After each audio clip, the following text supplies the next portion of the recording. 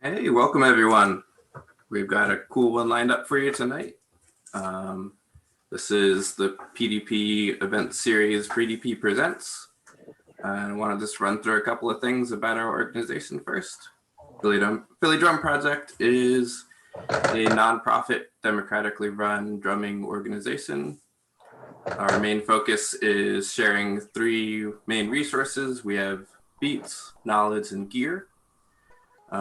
Beats are events like these, drummer hangs, open drum events, like kind of like open mics for drummers, where we all just get together, hang out, play some drums.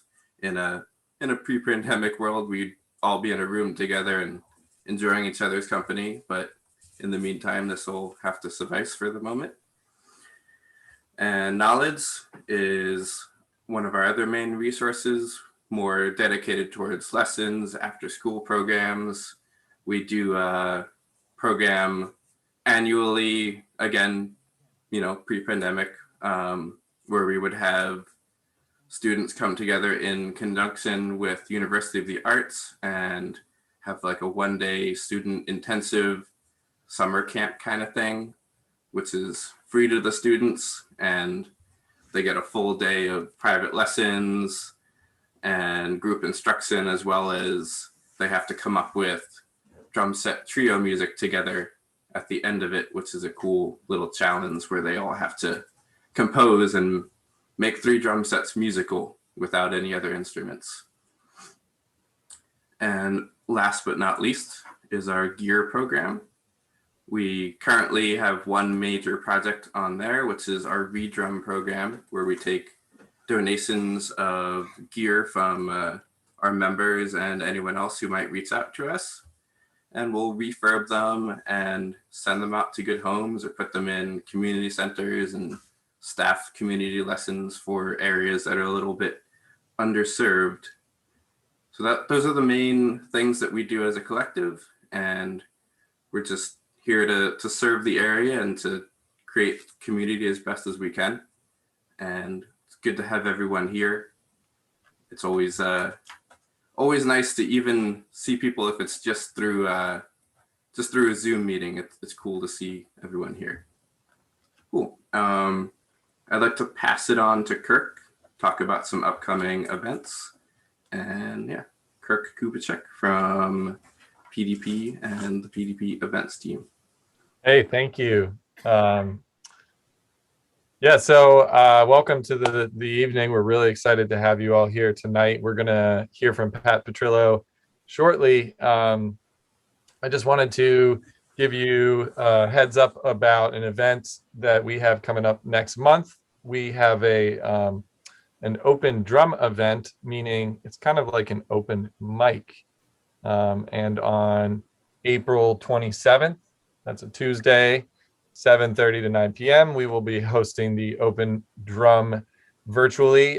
Usually we have about 6 to 10 drummers who are signed up ahead of time, and they're given the opportunity to come up with some sort of a quick 10-minute presentation on anything under the sun related to drums that you would like to share with the world.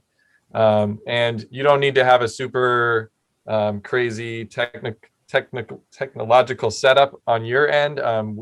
It can suffice having just your laptop or your phone. We can help you out with figuring out some of the audio settings so we can hear your drums. So please don't let that be something that holds you back from signing up. We've had some really great events in the past, and I wanted to just point your attention to our YouTube channel, where we have several videos from the last 6 months in our virtual programming world. So you can see 2 examples of open drum events if you're wondering kind of what it looks like. Similar to any of these formats, we'll have somebody, usually it's me and Mike, interviewing people. You'll be just, able to do your 10-minute presentation and then enjoy the rest of the night. Like I said, there's a sign up for that will be going out very shortly. So be looking for that in our emails and across Facebook and Instagram, all our social media. We love open drum events because it's kind of like this really cool way to get inside somebody's practice room, especially during this kind of pandemic situation we're in. We have the unique opportunity to sit in your practice room with you while you're on your drum kit and presenting concepts to us. And this is not something only for drummers, but percussionists of all types are welcome. And feel free to think outside the box with how you want to do that. So be looking again for that invite and the sign-up sheet for that in the future. Other than that, in May, we will have another Beats, Brews, and Banter event. So just be looking for our events, which we're hopefully going to have every month.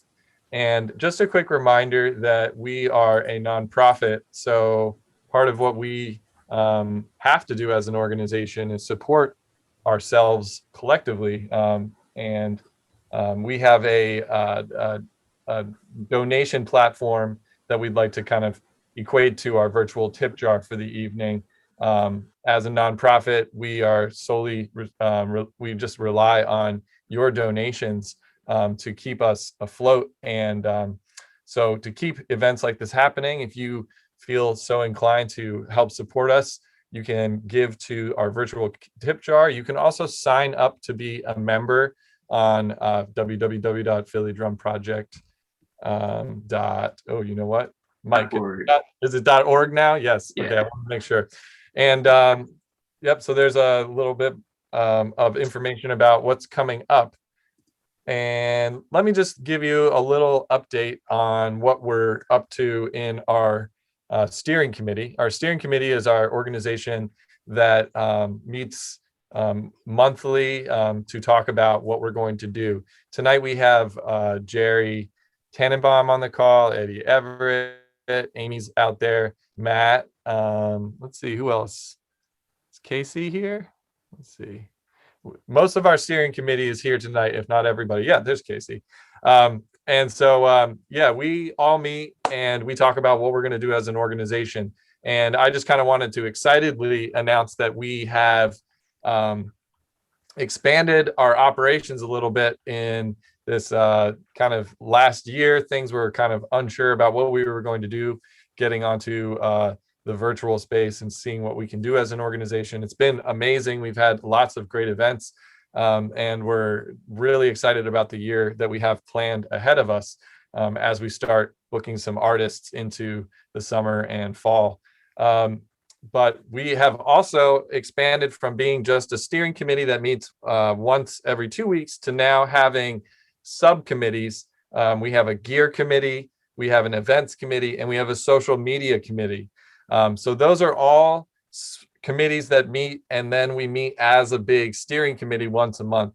Those separate committees meet on their own, and then they work on those projects that Mike was explaining to you earlier. So the reason why I bring this up is because as we start to blossom a little bit as a steering committee and open up into these subcommittees, it's an opportunity for you to get involved. So if any of that sounds exciting to you and you would like to be involved with that type of a meeting to talk about what we're up to, for example, with the gear committee right now, we're going around and figuring out what inventory we have as an organization when it comes to drums that we own and that have been donated to us. They're spread out throughout the city, and with the pandemic, we're kind of figuring out where they all are, making sure we have what we have, and we're also working on figuring out how to take donations right now. So the events committee is working on the events that I was talking about already, and social media is getting all into all the types of Instagram posts and all of the messaging that's required to make an event like tonight happen. So lots of exciting stuff. If you want to get involved, you can go to our website. You can sign up to be a member, which just officially says you're part of our collective. There's no fee to get signed up as a member. And like I said, we do have a virtual tip jar tonight if you're so inclined to donate to the cause. So with all of that being said, Mike, do we have anything else? Do you want to talk about anything else before we get going with Pat? No, I think you covered just about all of it. Yeah, just happy to have everyone here again. And like Kirk said, we would love to have your help for future planning and other projects that we're working on. So if you want to contact us, I put the email to our inbox right in the link or right in the chat. And if you want to reach out any other way, you can find us on social media as well at Philly Drum Project. And yeah, just feel free to reach out and chat with us. And I just like to say that, again, it's just wonderful to have everybody here, to see everybody in their spaces. Some of you are next to your drum kits, like the dedicated percussionist that you are. And it's pretty heartwarming just to have this space together here. So we're really excited to get started with talking to Pat Petrillo. Before I introduce him, I wanted to mention that Pat is a teacher of one of our steering committee members, Eddie. He's our co-chair. And Eddie has always sung Pat's praises. And when we started thinking about who we could bring in this month, Eddie is like, you got to get Pat in here, man. It's just Eddie comes to us glowing every single time he has a lesson with Pat. The next meeting, he's talking about just like how awesome it was, and how he just every meeting just, come on, man, let's get Pat in here. What is really unique about Eddie's situation is Eddie had a traumatic brain injury not too long ago that caused him to lose some of the functionality in his left hand, his snare drum hand. And it's been really exciting to kind of see the journey that Eddie is taking with Pat. And that's been part of the reason why we all really want to get Pat in here. Pat has really helped him to kind of rehabilitate that left hand and figure out how to do things, which is just an amazing I imagine a trip down muscle and brain connection ways that are just pretty mind-blowing. So I'm super inspired by Eddie's dedication to Pat, but just to give you some background about Mr. Petrillo, as a world-renowned drummer, educator, and product inventor, with some of the things some of his products maybe we'll talk about tonight. Pat has been a leader in the drum industry for years. He has backed a wide array of artists for many genres, including Patti LaBelle, Gloria Gaynor, Glen Burtnik, and numerous Broadway shows he's been in the pit for. His popular videos on Drumeo.com, which is one of the like gold standards for drum education online, and numerous others have inspired millions of drummers all over the world over the years. And he now leads something called the NYC Big Rhythm Band, who have appeared at many different venues and clubs, and are working on this really fun Beatles project, which I'm sure he'll tell us a little bit about tonight. We had a track playing at the beginning of the night that was from that. And so the Abbey Road Sessions is a really exciting project that he's been working on, actually recording some of the drums at Abbey Road Studio too. So really awesome stuff there. And of course, Pat is also a great endorser of a wide array of Ludiwg Drums and Zildjian Cymbals, Evans Drumheads, Promark Drumsticks. And you'll see from his setup, he has been honing his virtual chops to bring us an incredibly high level of production tonight. So without further ado, I'd like to introduce Pat Petrillo. Pat, thanks for being here.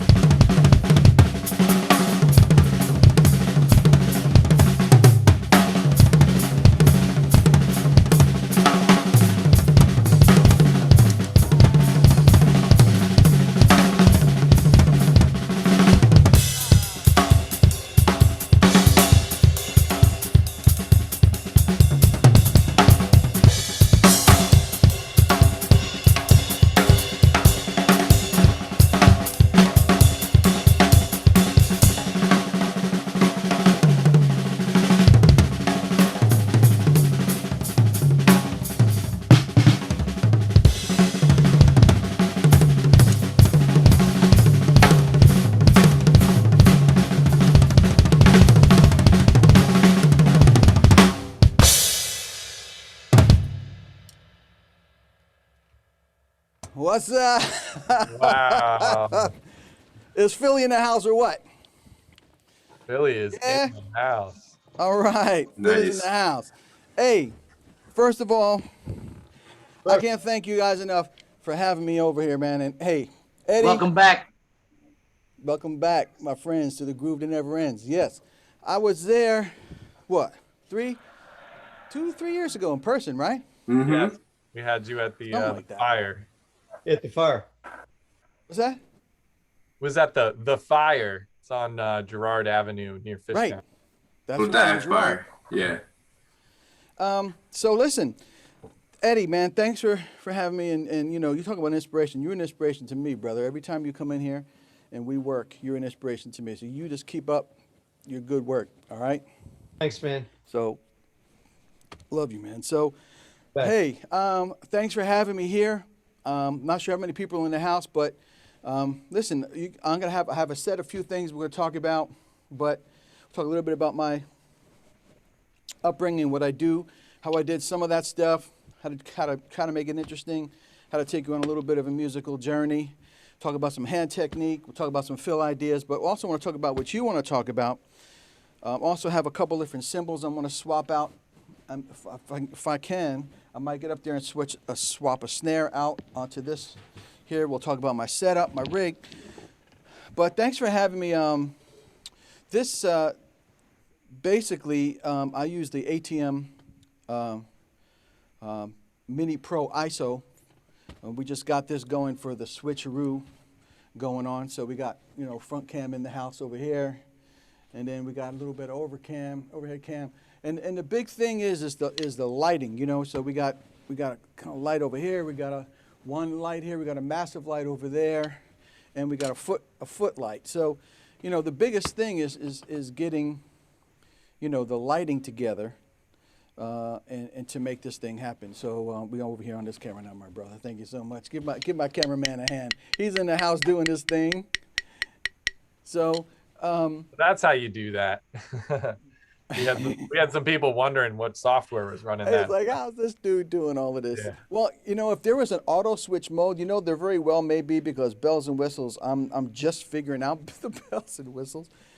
So, but also in terms of my microphones, you might as well get some of this gear stuff out of the way first before we get into meat and potatoes. But Yeah, what is this beautiful finish on this Ludwig kit you have? oh, here? okay. So let's talk about that. First of all, I'm rocking Earthworks microphones. So shout out to Earthworks microphones. I'm a part of the Earthworks family now. This is they're just, you know, your basic DK pack, and love the Earthworks, love the flexibility of the Earthworks, love that they mount on the bottom and they don't sit on the top rim, and you can position them and they're really small, you know, smaller footprint. So shout out to Earthworks microphones. The drums, the finish of the drums is called Aged Onyx. It is the Legacy Mahogany Series drums. I have a maple kit. I got the break beats, which I haven't really, the new finish here, which is badass. I haven't really set that up yet. I got the club date downbeat that I used on the Abbey Road Sessions. No, I didn't use that. I used the 66 in London, but this is my 13, 14, and a 20. So Aged Onyx, the setup is 10. You want to go to the front cam here now. We got 10. 12, and I took the rims mounts off that they have, and I'm using their ISO system on the lugs, which I kind of like a lot. So 10, 12, 14, and then bass drum is 22, and 14 by 22 actually. So it's 14 depth as opposed to a 16. Which Stephen Wolf kind of hipped me to that whole thing, and he said, "Hey man, go to the 14. It's going to give you a lot more punch." So 14 by 22. Now, in terms of the snare, I got this is your standard 5 by 14, but it's, again, the Legacy Mahogany series is mahogany, poplar mahogany with the solid 10-ply maple rings. So that's what the snare is. And I love the mahogany sound, the warmth, the crisp, it's got a crispness to it, but it's got a really rich, warm sound, drums like the 50s. And then over here, this puppy, I wanted something really different for the side snare. So this is a 6x13. Mm. So the depth is a 6, but it's a 13. So I didn't really want a little side poppy snare. I wanted something with a little bit more like funk to it. And Dennis Chambers actually hit me to the size.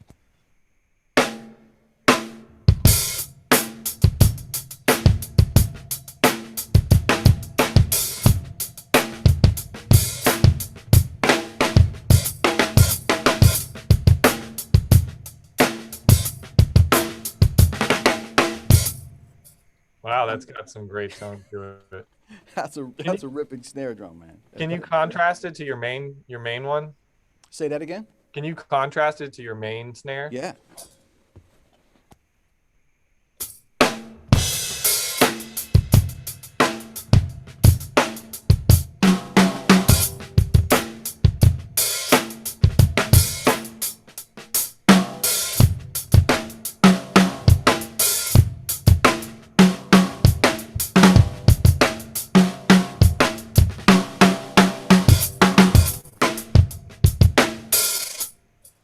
That's great. So, like to keep just, the regular 14 here. Now over here, we may have to go to top cam for this.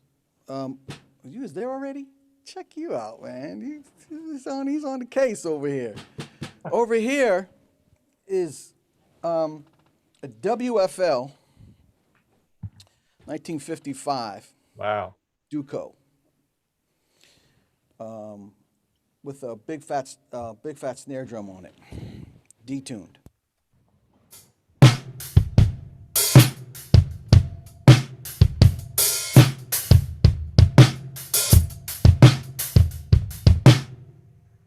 Woo!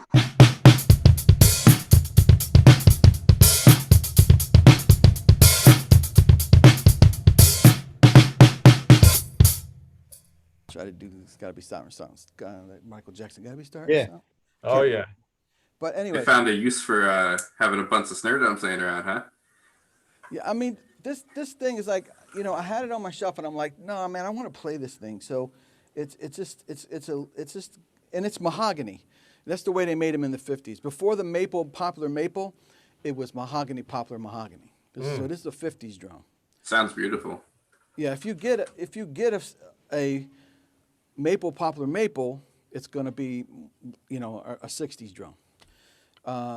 So this would be the equivalent of a legacy mahogany right here. And what was the make again? It's a WFL. Yeah, WFL. Yes, it's Yeah. pre-Ludwig. Yeah, exactly. Ludwig is William F. Ludwig, WFL, made in Chicago. 1955, I believe. I kind of dated it. But it looks great inside, too. In terms of, we might as well stay overhead here. In terms of the heads, I'm an Evans artist, so I love the UV2s, man. I just think the UV1s were nice. The UV2s, the 2-ply is a little bit denser. I tried actually on these drums. I actually tried to go with clear hydraulics, because I used to use hydraulics. I tried it, but it was just too thuddy on these drums. So the UV2s just open up. So UV2s on everything, basically. Of course, EMAD, which is for me the best kick drum head there is. Mm-hmm. The EMAD. Mm. It's got the ring you can take in and out, right? And then this is the new pedal. This is the new Speed Flyer pedal. It's not the new Speed King, but the Speed Flyer. It's more of a modern version. So if you're in looking for a new pedal, definitely check out the two new Ludiwg pedals, which is the Speed Flyer and the remade Speed King. Okay, so let's talk about cymbals. I guess while we're here, we could start with the organic. And this was definitely a thing that took a bunch of years to make before it even came out. I was working with Paul Francis to come up with a ride cymbal that was articulate enough that I could also crash, so not too thin, but also had a great bell. And I wanted a 21 as opposed to a 20 or a 22. and we came up with a bunch of different things. It's an unlathed cymbal, so it's got great articulation. It gets out of the way and it crashes really well, and it's got a killer bell.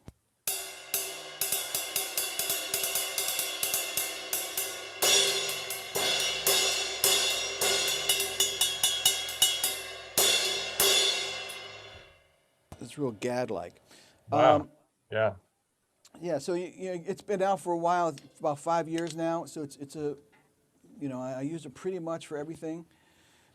Experimenting with a few new things, but over here I got the special dry, the redesigned K-Custom Special Dry. This is the 18. And then I just added a 16 back to the setup, a 16 dark crash thin, which you can't beat this for just a basic all-around great cymbal.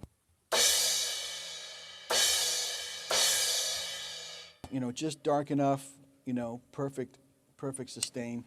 I kind of go back and forth with the 12-inch K splash up here.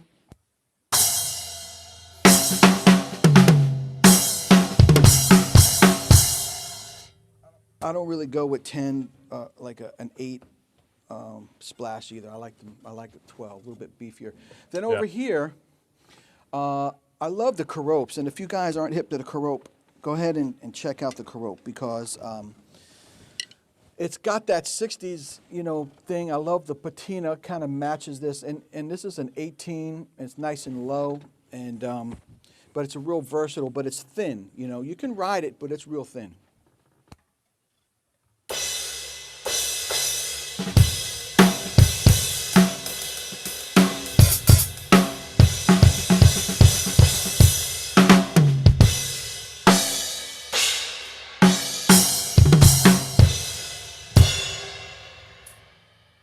And then over here we got the K,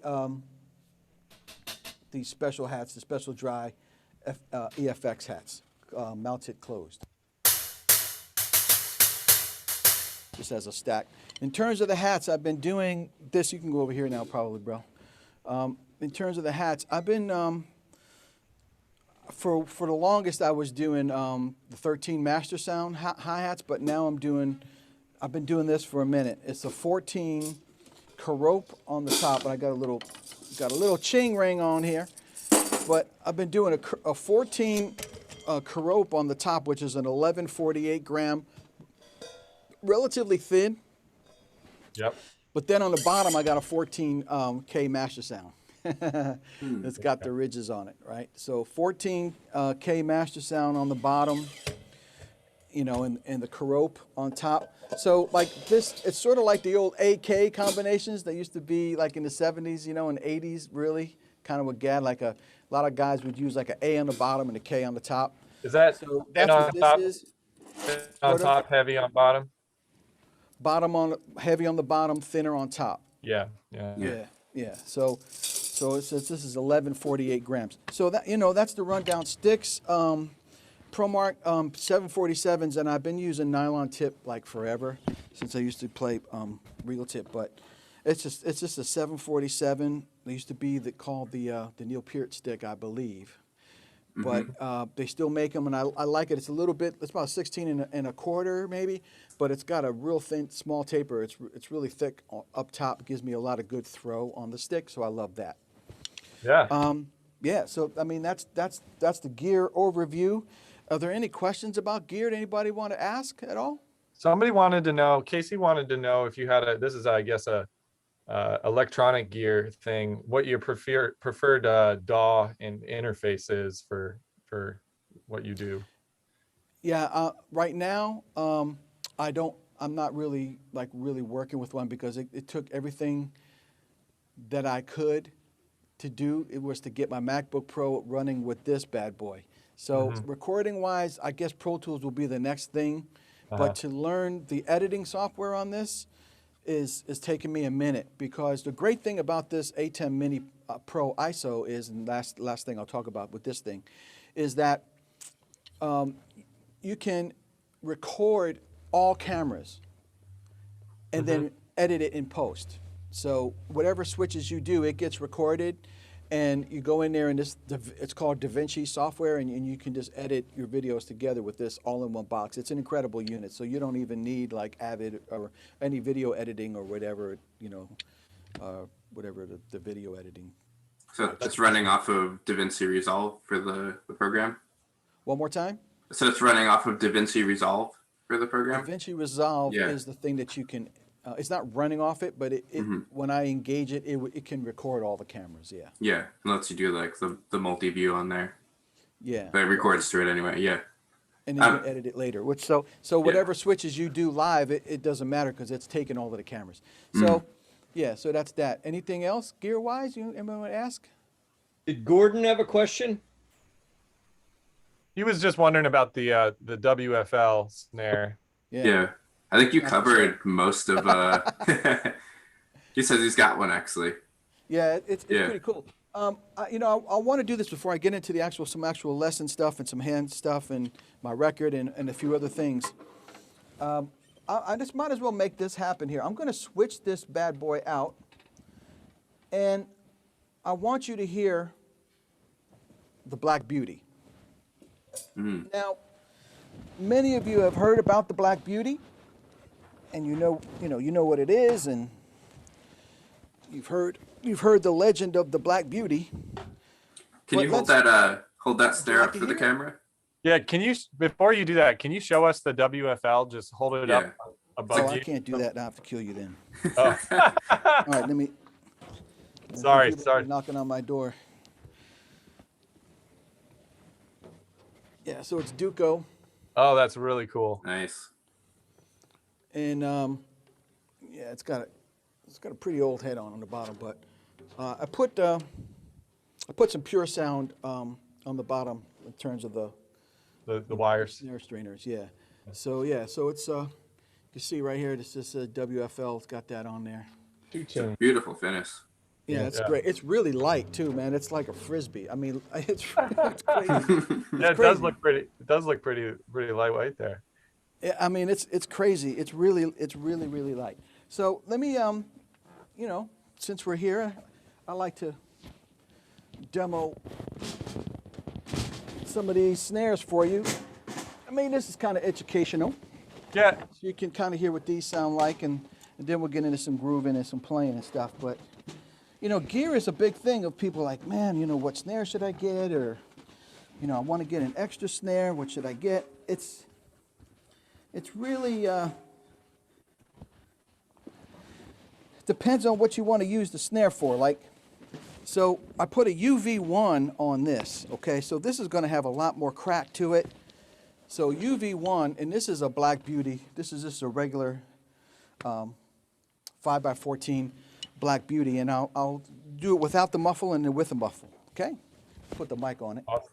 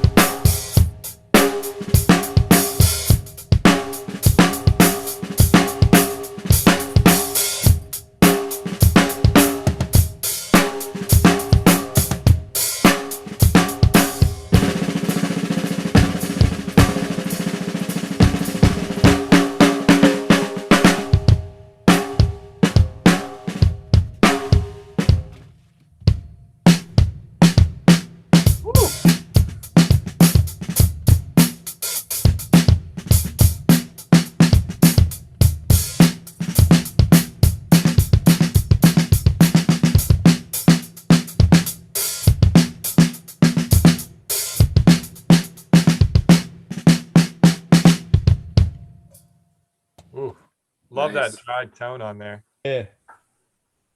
What was that? I love the dry tone you have there. And I was thinking it was interesting how you have kind of dry snares on your outside, and then your Yes. inside is the ring. The more ringing snare. I have this secret weapon up here. I can't show you because Evans will kill me. Because it ain't out yet.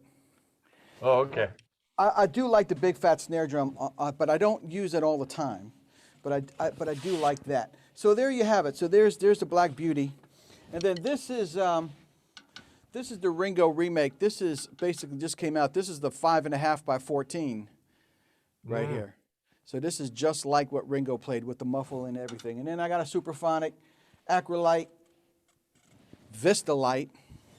There you go. So I got all the lights. So there's that. I just wanted you all to hear that just to get an idea, okay? Yeah, I was So- curious if you could talk a little bit about your, I mean, this, because you've got so many tones of snares and then you have many tones of cymbals, and just from your introduction performance that you I gave. don't quite have the snare collection like Todd Suckerman or any of these guys, but I got what I need to do sessions. You got a couple though. Say that one more time. I said you got a couple though. You were going to ask Oh yeah. So my question was, I was wondering, like you had a lot of melodic ideas. Like you started with a really melodic concept, and then you moved into, like you moved to the Clarence Stubblefield vibe on the left snare. But throughout there was just, I noticed you're a very melodic player, and your Thank set, you, man. your set reflects that with all the colors that you have. I was curious if you wanted to talk about your approach. Yeah, I try making that to I have tried bigger toms. Back in my earlier times in the late 80s, mid to late 80s, I went with an 8-inch. To me, 10/12 is just the best. So melodically, as I'm tuning, that's what I think. I don't necessarily think in pitch, but in intervallic tuning. Okay. That's almost like a here comes a bride perfect fourth. And then the key to not letting your snare drum vibrate as you play it, the key to that is to make sure that your high drum is out of the way of your snare drum in terms of the pitch. So you'll hear there's a difference pitch wise. So there's another fourth. Sure. And I think this may be a fifth. So a fifth, a fourth, and a fourth. So that way you don't get as much snare rattle. That's crazy. I never knew that. No snare rattle, right? Yeah. How many of you out there have snare rattle? The old rattlesnake. You're going to get a snare rattle if your high tom and your snare are in the same pitch range. Definitely. So that's the key. All right, perfect fourth, and right in the middle of the range. Basically, tune the drums right in the middle of the range. I'm going to throw this. This is so light. This drum is crazy. Yeah, so you just tune it right in the middle of the range, and you can't go wrong. So melodically, I do think about that. But in terms of my growth and how I develop my playing, I started when I was about 4 or 5, and if you could see that wall over there, you'd know that there's 15, 16 Beatles records on my wall. And there's more 8-tracks in my attic. And so I grew up, just doing this.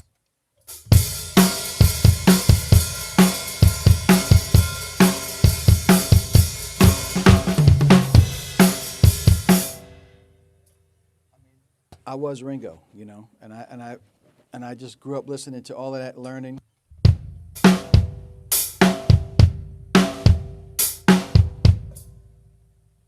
He wasn't the first to do that beat. So I don't know if you all know that. That's a beat 2 in my life. But Ringo got that from somebody else. There's a record out called Anna. They covered it, actually. Anna, Go to Him, or Go with Him. Look it up, and you'll hear that. I forget the drummer's name right now. That's the beat that's on the record for Anna, Go with Him. And the Beatles covered it, and that's how Ringo got that beat, and now it became more famous than the dude who actually did it first. So there's that. But, I grew up listening to Ringo and playing all of these grooves, and that's all I did, and I didn't even really have a drum set. I was kind of like, my brother had a band, and I would go to their rehearsals, and I'd practice on their drums a little bit. I was about 5 or 6,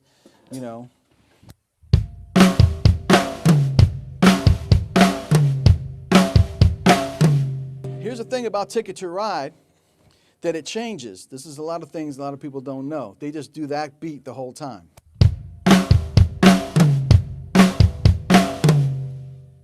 but it changes.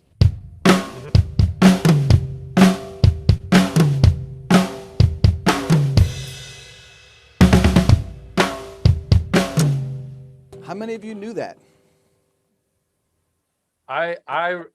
This has been broken down for me before, and it blew my mind the first time. Yeah, it can you play changes. the one that's got that kind of rushed feel to it? Say that again. Can you play the second variation? Yeah. Well, he does it like for one measure, but then he does it the entire like next chorus. But it's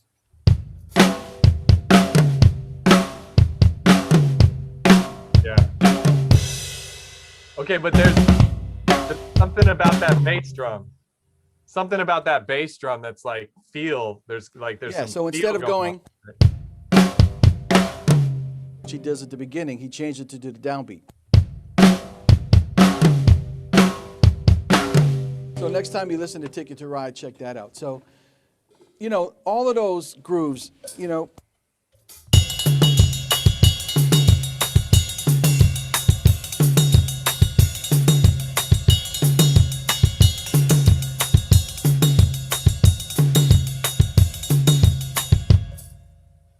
You know Ringo's Faux Mambo beat, right?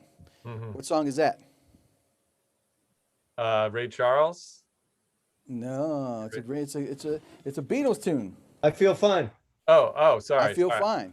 Thought you were So, asking. I mean, I wasn't playing that when I was 6 now, mind you, but I mean, I listened to all of this stuff, man, and it was just all in there. And then as I got older and playing, I got to learn, you know, I learned how to do those beats. So, you know, his influence on me is so profound. I mean, I can't even, you know, so like I didn't grow up listening to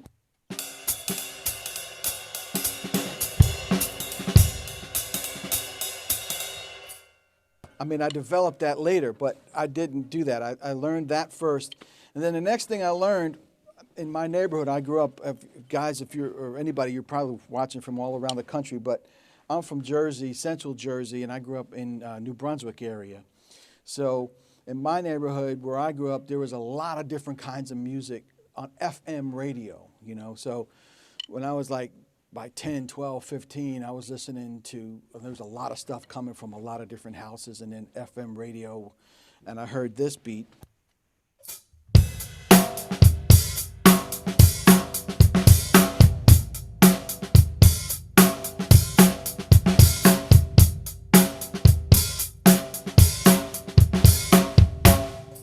I mean, which is Cold Sweat, right? So, and it's called a fatback beat.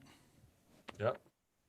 And it's called a fatback beat. It's a real specific beat. A producer will ask you for that beat because fatback is bacon grease, and it was a nickname for a greasy beat. So that's the nickname for that beat came up, and it was used on hundreds of records. Was that the first time? I mean, first time I heard it could be the first time on record, but 25 Miles, which is a Motown tune that Uriel Jones played on, was used that same kind of groove.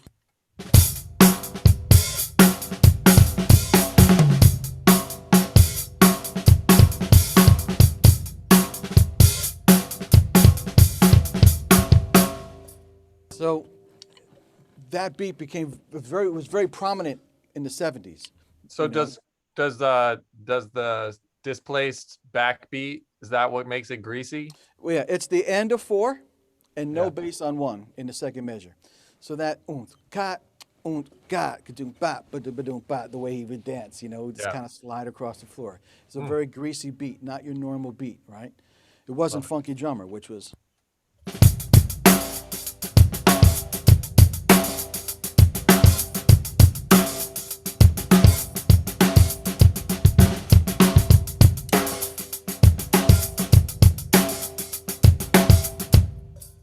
Funky Drummer is not a fatback beat. It's 2 and 4, you know, but you know, you could set your watch by it, you know.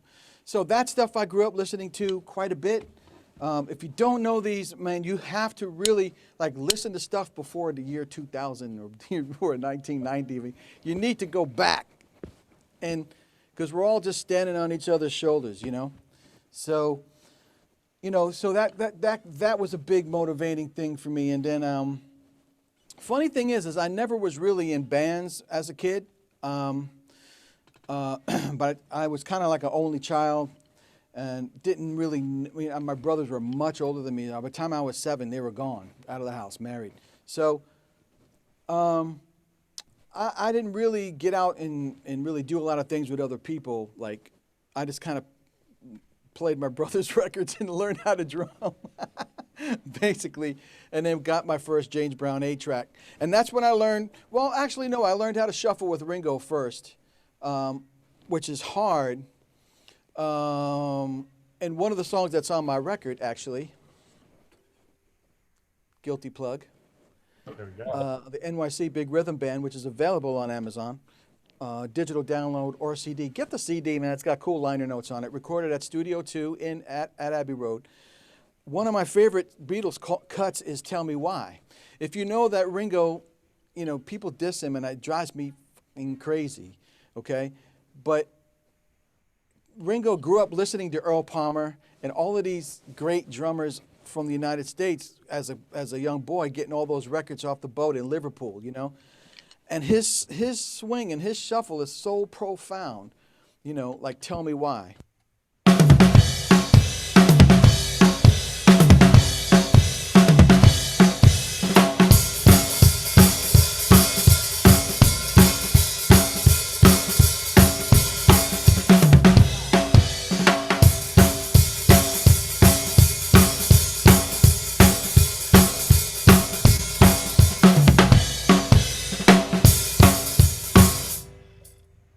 A really profound shuffle. That's one of the first times I heard a shuffle was him, and it's fast.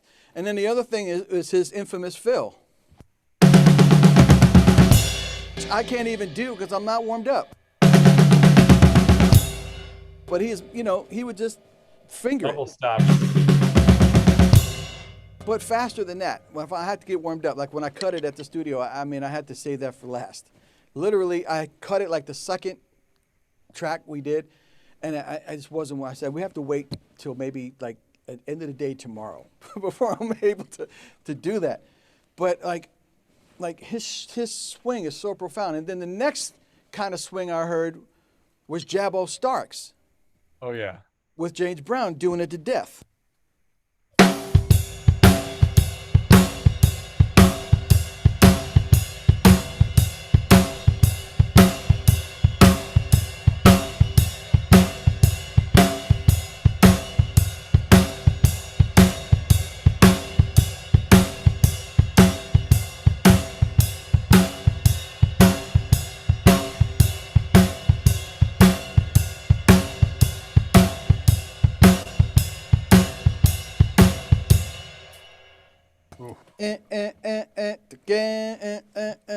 Right? He didn't do. He wasn't doing, any of that. He wasn't doing, a Texas or a Chicago or any of that. He was just rocking that bass drum, boom, boom, boom, boom, boom, boom, and quarter notes here, 2 and 4 here. So I learned that kind of stuff. So my teachers, I never really had a teacher growing up. It was all the records. I really didn't have a teacher till I got to college. And I got my bachelor's in music ed and studied all percussion and stuff. And that's the first time I was really in jazz band and stuff like that. So I learned how to do all this.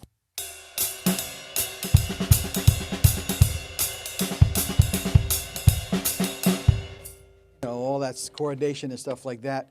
But then I studied with Peter Erskine when I got back here to Jersey. Tell that story.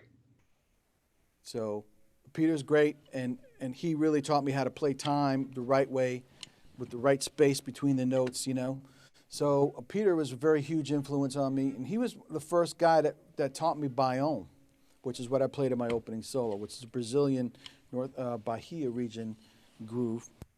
Ah, okay.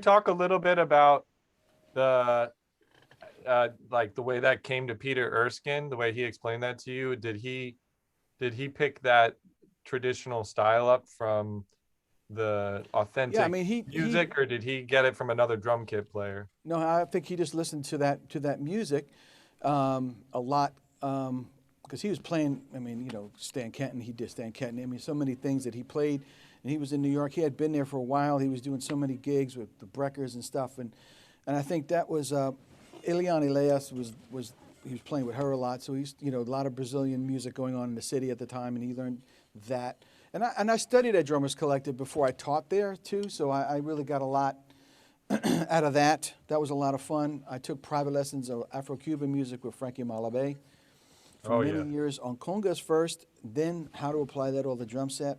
Studied with Peter. Took a master class with Chris Parker, who was doing all the sessions in New York back then. He was one of the drummers of Saturday Night Live. You know, I just immersed myself at studio drumming with Hank Jaramello, and that got me my first break on Broadway with a chorus line. Okay. So, like, I was like a puppy, you know. I was, what do I do? What do I do? You know? Yeah. And I was like 24, 23, and just getting my feet wet and figuring shit out, you know. And well, Frank Malabé, I mean, he wrote the golden book. text and on actually, when I was Afro-Cuban. taking lessons with him, he was in the process of writing. The book hadn't even come out yet. I mean, the students had the stuff, but it wasn't in the actual book yet. So I have some of his actual, like, written out stuff, you know, and I have my cassette tapes too somewhere. I would tape every lesson, but yeah. And Hank Jaramello got me my first break with a chorus line. He asked me if I wanted to sub, and that was like a fork in the road moment. You know, if you say no, you know, you don't have any faith or belief in yourself, and you say no, then you're not going to get asked again. You only get asked once.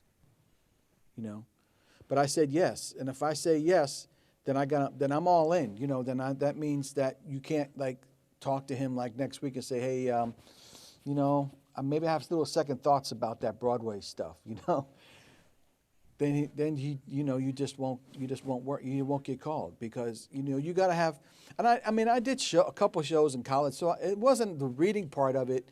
It was just the playing of the show and I was under a baton quite a bit in college, so following a conductor was like not a thing. So I knew I could do it. It was just, you know, there's that intimidation factor of doing like shows, you know. So that was a lot of fun. I did that show many years as a sub, at least once, sometimes twice a week, you know, as a sub. And then I got into doing a bunch more. I did Grease, and then I subbed for Footloose. I did a tour of Dreamgirls. I did more recently. I did Newsies. So, you know, I never had my own show. I was always just a reliable sub dude. You know, you got to play the part, you know, as it is. You know. Yeah. So, Pat, questions? Yeah. tell the Peter Erskine story about playing the slow swing. Oh man. Did he make you that 56 beats per minute? Man, I you know, it's tough because, and this is anybody that's studying jazz now. If you're there, if you're taking a lesson with somebody now and you're studying jazz, this is the last thing you need to work on. So don't sweat it.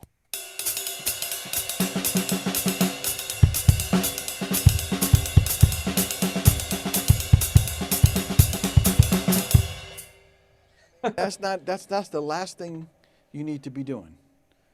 But this is what you need to do. He said, play me some time. And I was like, you know, the first thing I did was, you know, Jim Chapin, page 34 or whatever, you know what I mean? And he goes, no, he's, you know, play it around here. 1, 2, 1, 2. And I was like, what the fuck?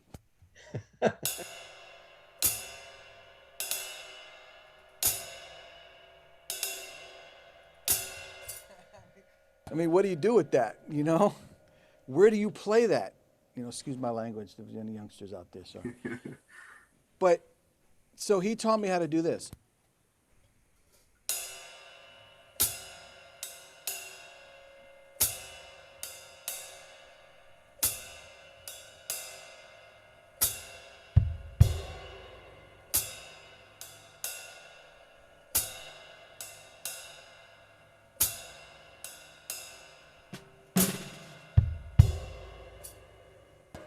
Nice. And that just opened my eyes up on how to play time. And then as we got faster, he wouldn't let me play a swing. He would just say, play quarter notes. And he turned me on to Jimmy Cobb.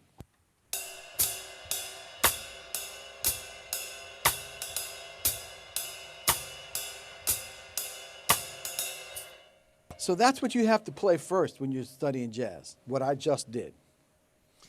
Unfortunately, what a lot of people do is they dive in and they crash and burn and they try to do Jim Chapin and all this.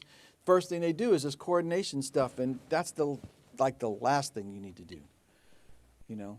Right. So that was that. But you know, I had some really good teachers along the way. Duduca de Fonseca taught me a lot about Brazilian music. Frankie taught me a lot about Afro-Cuban music. Peter taught me a lot about jazz. And then I studied with a cat named Ricky Sebastian from New Orleans. He was up at Drummers Collective, and I just started to get into. He knew I did drum corps and stuff, and I had a lot of rudiment stuff, but he taught me how to do the second line buzz march.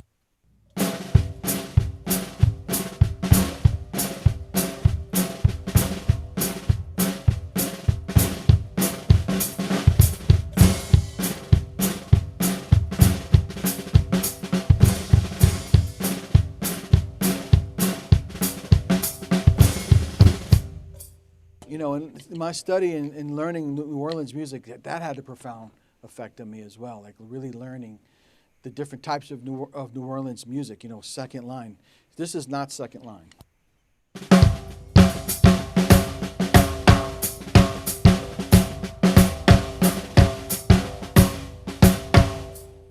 That's not second line. That's the Bo Diddley beat. That's a Mardi Gras Indian beat. That's a whole different thing. You know what I mean? Mm-hmm. Second line is more of a march, a two-beat traditional. Mm-hmm. Then you can do a contemporary second line, which is more like sort of like the reverse clave, which is more 2-3.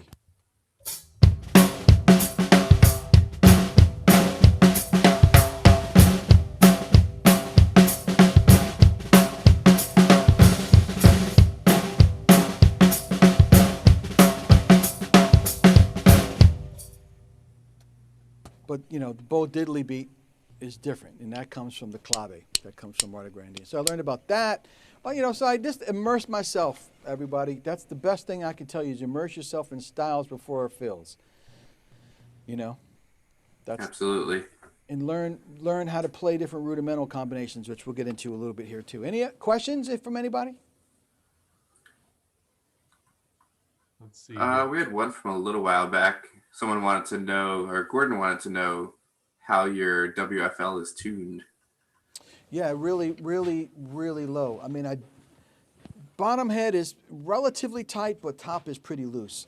I mean, literally one step above the. I didn't put the mic back on. One step above looseness. Just when you're starting to get a little bit of tone out of it, basically. Yeah. Yeah. So, I mean, that's sort of my my growth and stuff, and you know, the Broadway stuff. And then I got a Philly story for you. Before I'll get into some other Phil ideas. We're doing pretty good on time, right? We got plenty of time to do some. Yeah. Some technical stuff. However long you want to go. We're here. So I got my first. So like some of my first gigs. When I got back, I mean, I did a lot of club date stuff, like everybody, man. Like when weddings was big, I was playing 2-3 weddings a weekend, meeting musicians, networking. We're still doing Broadway stuff. And then I had gotten a call from somebody who knew I was subbing the Broadway show for a chorus line, and they were doing a production in Hazleton, Pennsylvania. North. Well, it's the theater, the Genetti Playhouse. It burned down a long time ago. But before it burned down, I did a chorus line there because they knew I was subbing the Broadway show. And on that gig, I met this cat, Ed Hamilton, who was a Philly guitar player, pretty legendary Philly guitar player, actually, as it turned out. He was my age, but he had already sat in with Grover and played a bunch of other stuff. So we met, and we started just, like, during the breaks, we started working on his tunes. We would just jam, like, all day and then play the show at night. You know, it was really fun. So I met Ed, and then we started playing together in a band with Dave Falciani, rest in peace. He was a great keyboard player.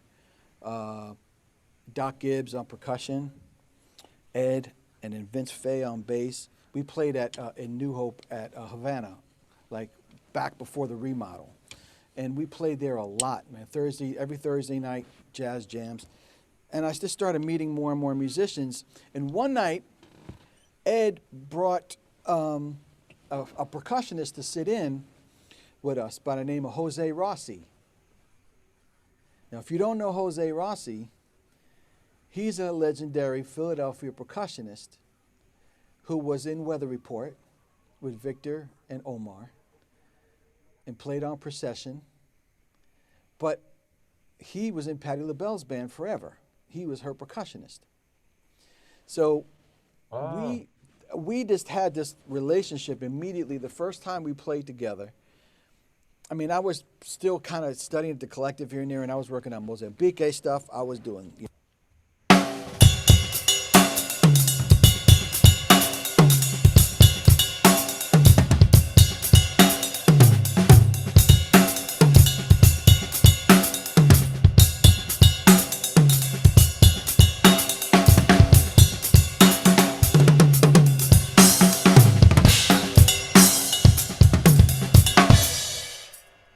I was really working on my Latin chops at the time, songo, whatever. So we hit it off great. We would take like 10-minute solos and stuff, you know.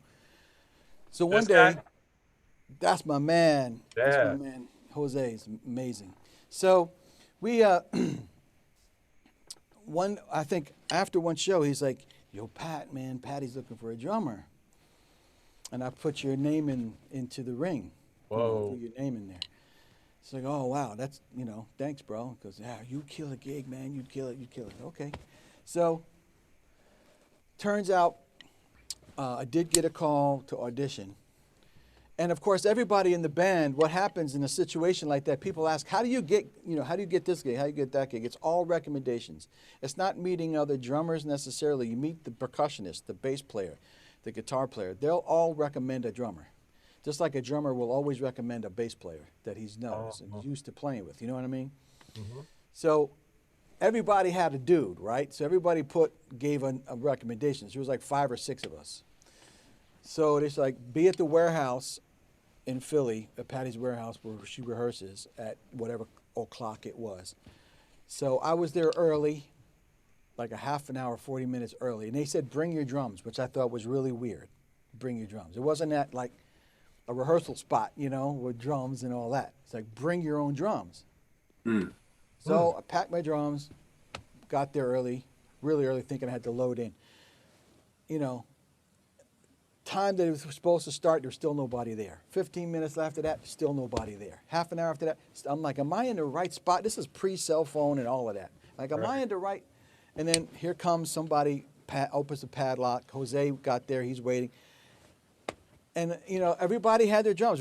There was like 5 of us. So we all had our drum sets. And there was no soundproofing, just a warehouse with a stage. No soundproofing, like, at all. And, you know, they brought their amps, keyboards. So I got there, you know, first. So I put my drums up on the stage. The other guys put their drums on the floor. Like, drum set, stage, drum set. There was like 5 of us. So we set up. I meet the guys, and we're talking. And then we all leave thinking they're going to call us in one at a time, right? Everybody on the stage at the same time. What? At the same time. So this is trippy. This is gospel on truth, though. 2 drummers, me and 2 drummers. And Bud, the MD, rest in peace, he looked like Ray Charles. He wore the sunglasses inside and everything, but he was not blind. And he's like, okay, we're going to do Lady Marmalade first. And, you know, you got to know the beat to Lady Marmalade, right?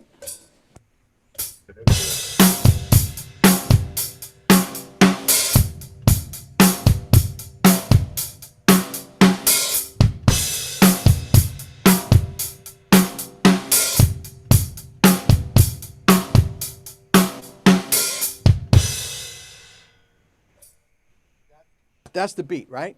Yeah. So you got to know that. It's like going to audition for Metallica and not knowing Enter Sandman or something, right? So you got to know the beat to Lady Marmalade.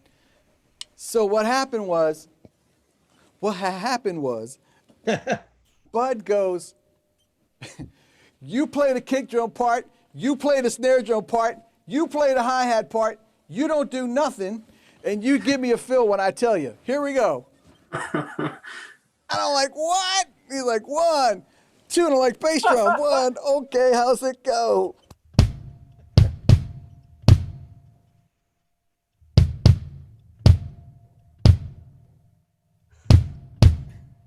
And the other guy's like,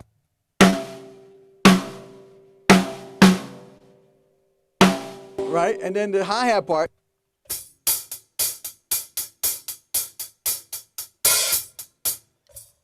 He literally did that.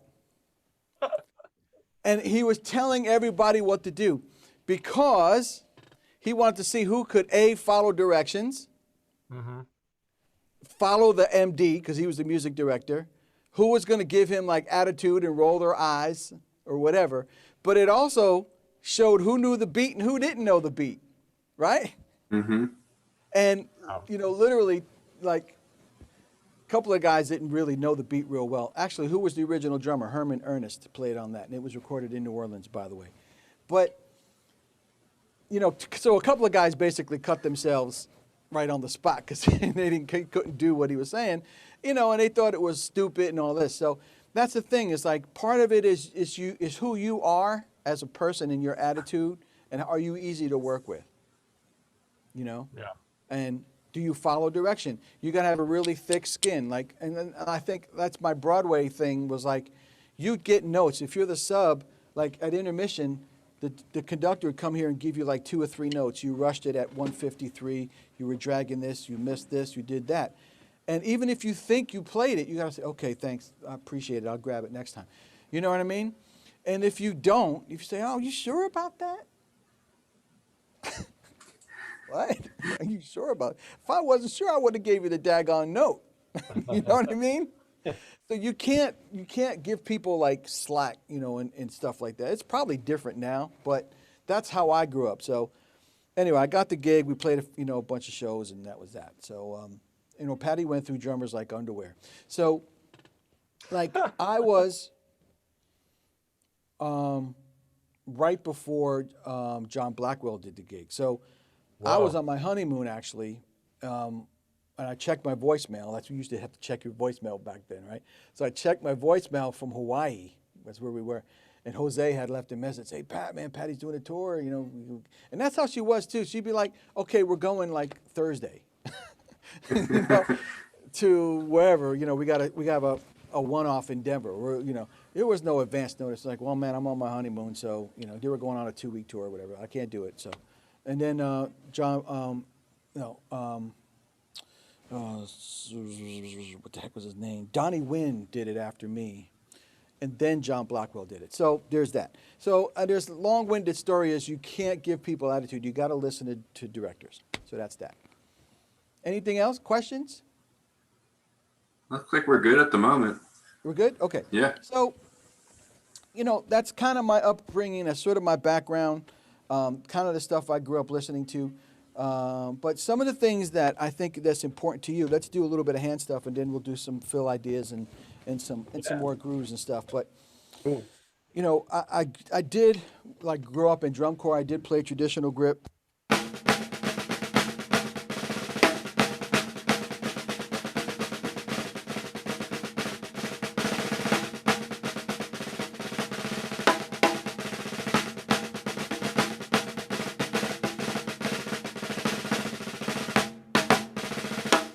I don't play traditional grip as much as I used to, but any traditional grip players out there, people ask, should you play match? Should you play traditional?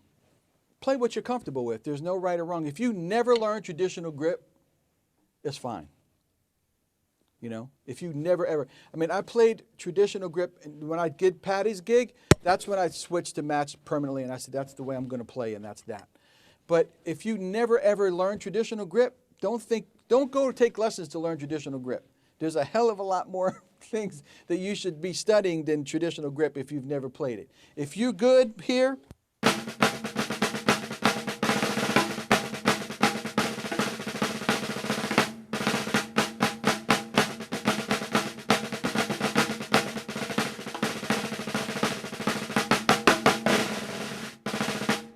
if you're good with traditional, stick with traditional. Matched, my bad. Don't worry about switching to traditional. It's not necessary, but there are some warm-ups for you to work on. And I'm gonna teach you a couple things right now. One-handers are always great. 8 on a hand, 8 on a hand, both hands together.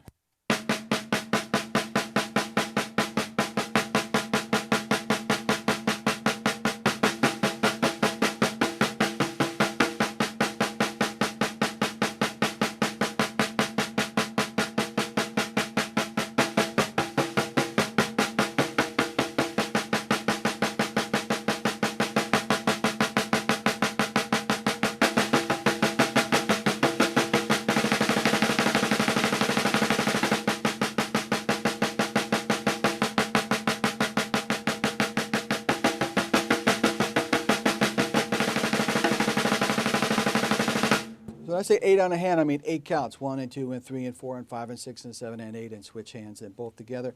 So if you get that,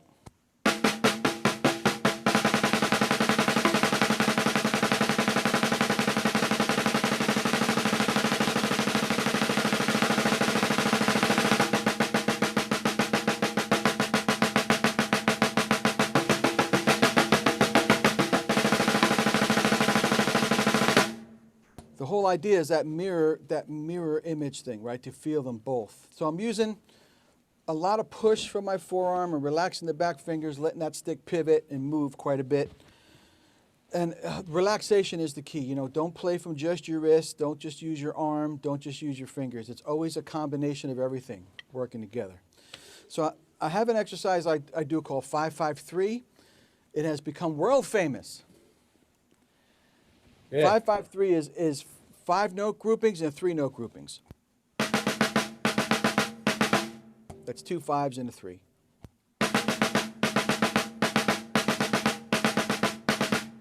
So short bursts of 16th notes is really good to get you warmed up.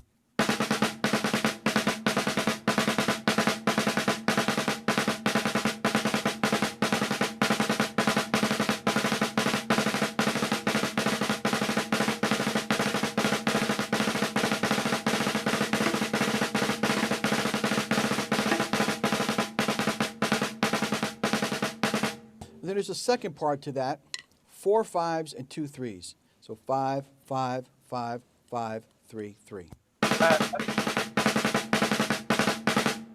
So the whole thing is 5-5-3, 5-5-3, 5-5-5-5-3-3.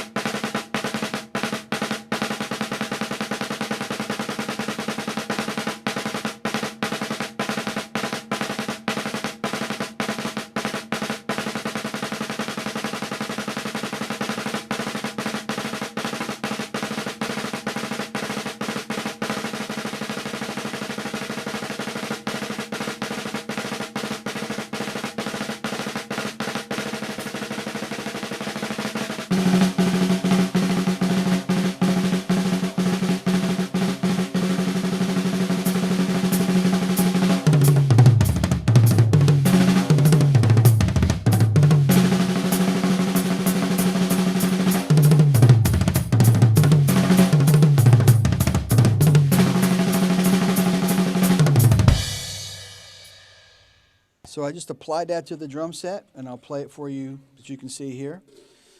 5, 5, 3, and this is all alternations. 5, 5, 3, 5, 5, 3, back up. 5, 5, 5, 5, 3, 3, and it brings you back here. And is it alternating?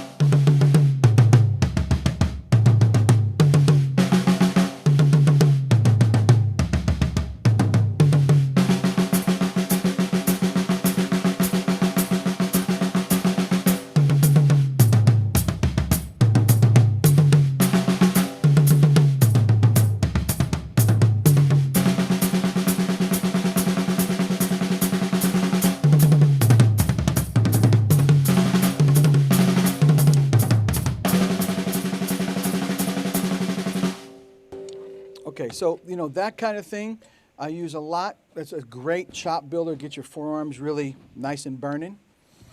So, I was funny because Jason Bittner, I'm sure you guys know who he is, great metal drummer. It's killing, right? And he's like, dude, I love 553. I do it with my feet. And he kills it with his feet, man. That's not me. I could never do that. So Sounds like something Alex Cohen would do too. yeah, well, yeah. Alex was like this big when I was at the Collective. So anyway, so like learning rudiments and learning combinations of rudiments is important. You know, working on all your roll combinations, 5 strokes, 9s, 13s.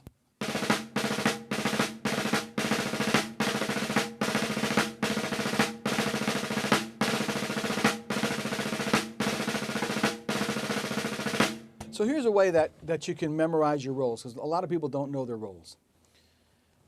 You say it, every roll has a duration. A 5-stroke roll is a half a beat. A 9-stroke roll is 1 beat. A 13-stroke roll is 1.5 beats. A 17-stroke roll is 2 full beats. Okay, so a great way that you can memorize your rolls, you could say the word. 5-stroke, let me have, just hand me that pad real quick, brother. Let's move my phone. We'll talk and play at the same time. Thank you, sir. So, 5-stroke, 5-stroke, 5-stroke, 5-stroke. 9-stroke roll, 9-stroke roll, 9-stroke roll, 9-stroke roll. 13-stroke roll, 13-stroke roll, 13-stroke roll, 13-stroke roll. 17-stroke roll, 17-stroke roll, 17-stroke roll, 17-stroke roll. What? How does that work out? It's amazing. I've been doing this a minute, brother. That's what he taught me. Right? Yep. If you take nothing else from this, you now know how to play all your rolls. 5-stroke, 5-stroke, 5-stroke, 5-stroke, 9-stroke roll, 9-stroke roll, 9-stroke roll, 9-stroke roll, 13-stroke roll, 13-stroke roll, 13-stroke roll, 13-stroke roll, 17-stroke roll, 17-stroke roll, 17-stroke roll. How does that work out? It does. Yeah. It just does. Pat, can you talk a little bit about, like, so you're playing a lot of double strokes, for someone that's trying to figure out how to kind of push from the kind of initial volumes initial tempos that you get as kind of a novice in the double stroke world, kind of with, you know, kind of dribbled doubles to these like really cleanly articulated doubles that you're playing and at such a fast rate. Do you have kind of a You secret gotta weapon for that? continually bounce. Yeah, the double bounce exercise, I call it the Phil Collins. Oh, yeah. Right? The Phil Collins. Timing pattern. So you just do this and constantly push and don't engage the back fingers. Just let it bounce twice. Don't do that, but try to let it bounce up. You'll feel it kick off your ring finger a little bit. And it takes a minute, but you got to play off the drum. And then just do these. And then, you know, the thing about a double stroke roll, before we get into diddles and stuff, but a double stroke roll is not meant to be played like a machine gun.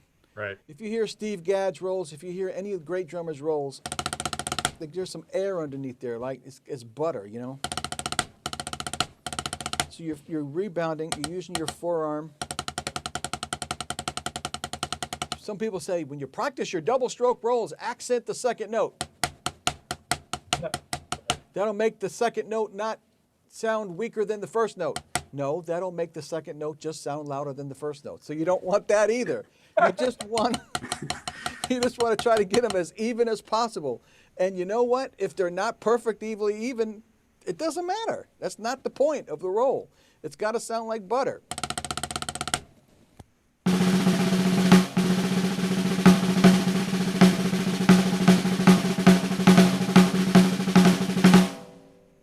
So the trick is the relaxation, and definitely just, you know, get the forearms pumping. It's really, really, really important. I mean, my rolls aren't perfect, but I can get speed on them. What increases speed is your fulcrum pressure. So as you get a little faster, everybody, squeeze your fulcrum a little bit more, which is your thumb, index, your middle finger. Just give a little bit of squeeze. And that will tighten up that bounce and tighten the roll up.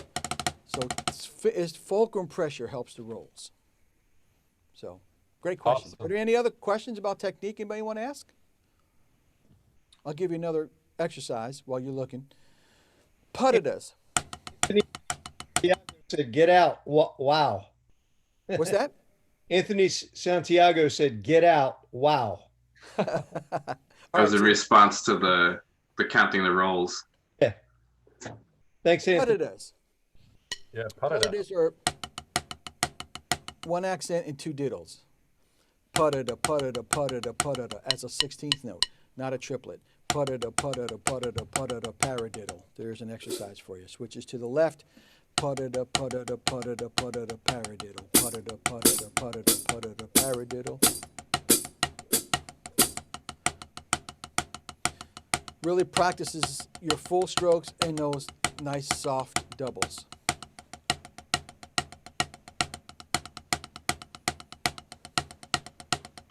It's important to, that paradiddle brings it to the other hand.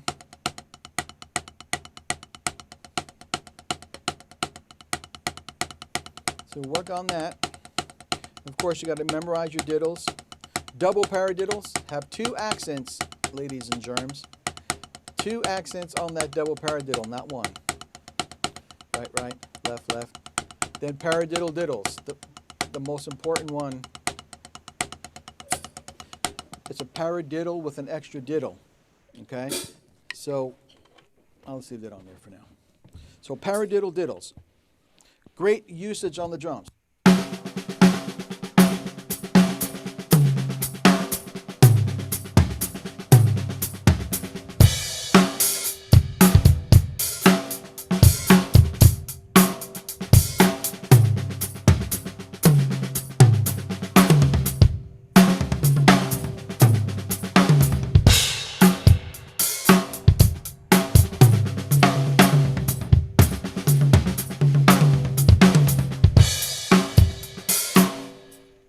So a cool way to orchestrate the paradiddle diddle. Of course, you're just moving it around and orchestrating snares, tom.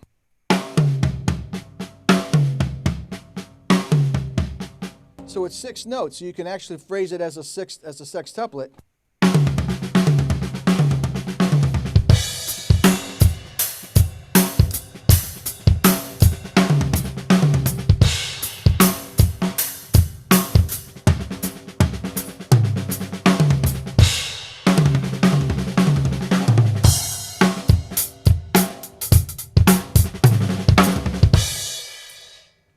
The other thing you can do is put a bass drum on the last one. So paradiddle, tap, bass.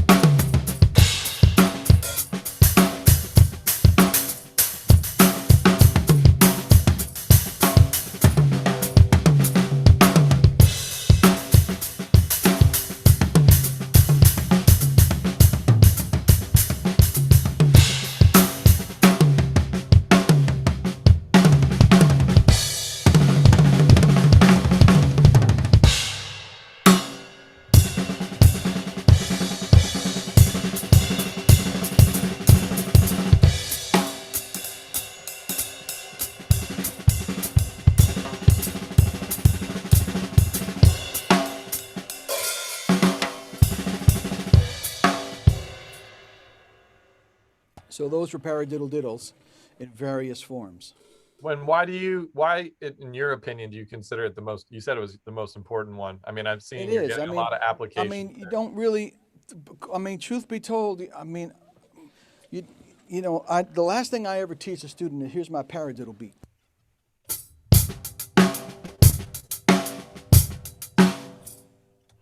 I mean, that's like so corny, and that's not what they're. I mean, it's not what rudiments are meant for. I'm sorry. Here's my double paradiddle beat. It can be 6/8.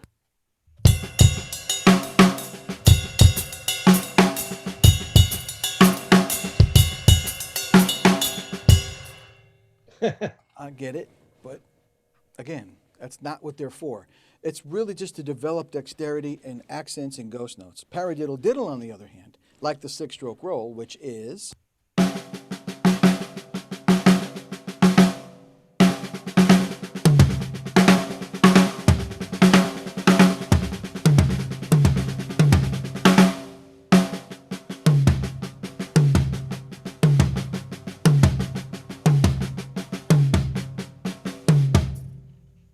Sometimes people confuse paradiddle diddle with 6-stroke roll. Right. So I'll do paradiddle diddle.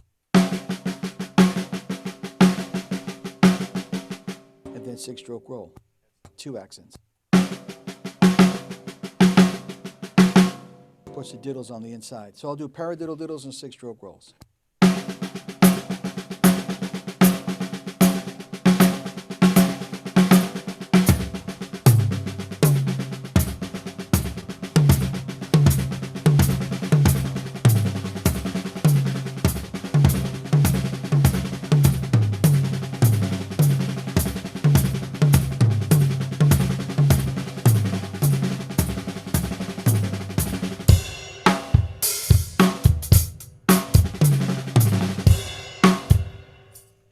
You know, it's important because it sounds like a roll with an accent, right?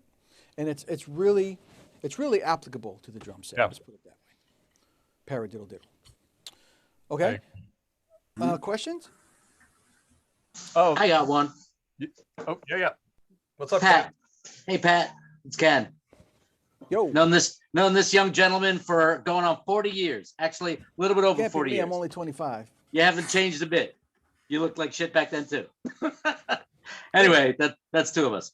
I was hoping you could demonstrate the difference between roughs and drags. Yeah. Thank you. That's not rough. That's pretty easy. Okay. This is a drag. And you can play a drag on drum set that starts with the tap. It's more applicable. It's a double on one hand with an accent.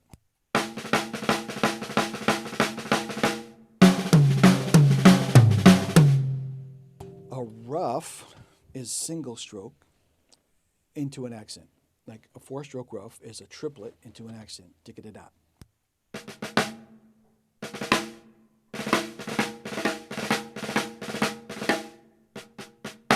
That's a rough.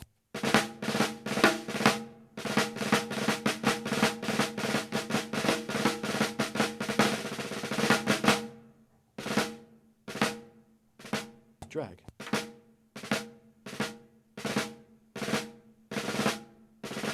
There's actually, I've seen in orchestral stuff, 5 notes before.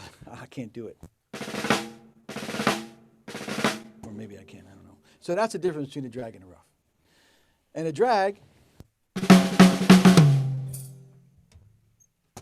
zagadum.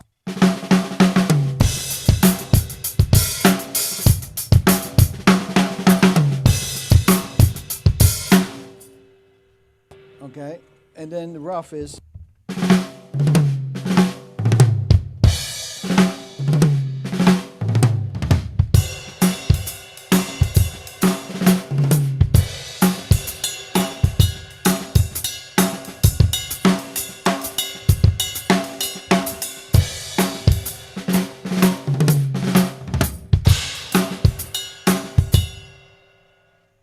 Can you, do you have any strong opinions on how open or closed drag should be with the grace notes? Like you're playing buzzed. If you're doing a New Orleans thing, you want to buzz the piss out of that thing.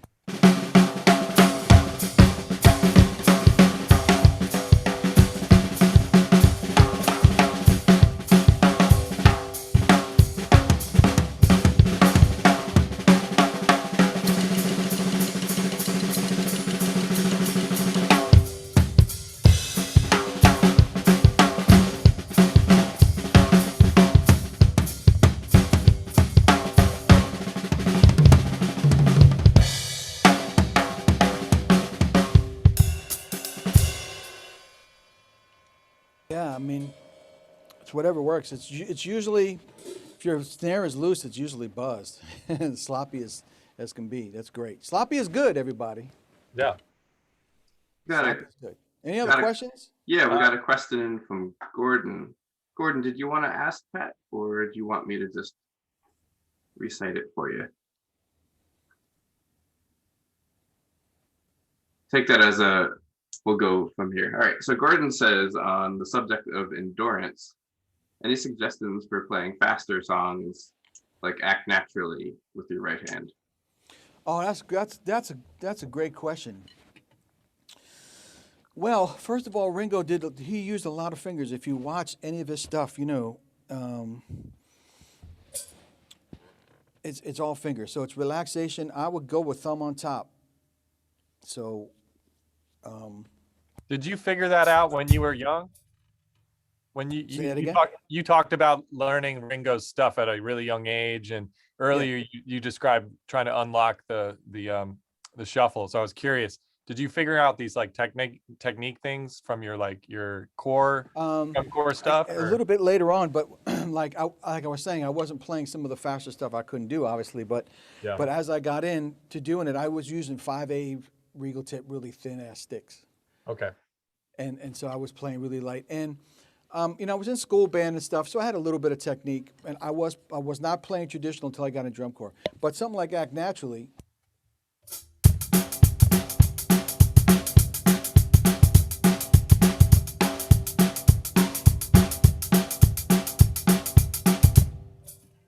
It's really light, and it's, you know, I hate to call it French grips, I guess you could call it that. It's just thumb on top, and I'm really just pushing, you know, I'm not valving it. I'm not doing this because it's a light groove. It's not, you know, you don't have time to do all that. It's just really light.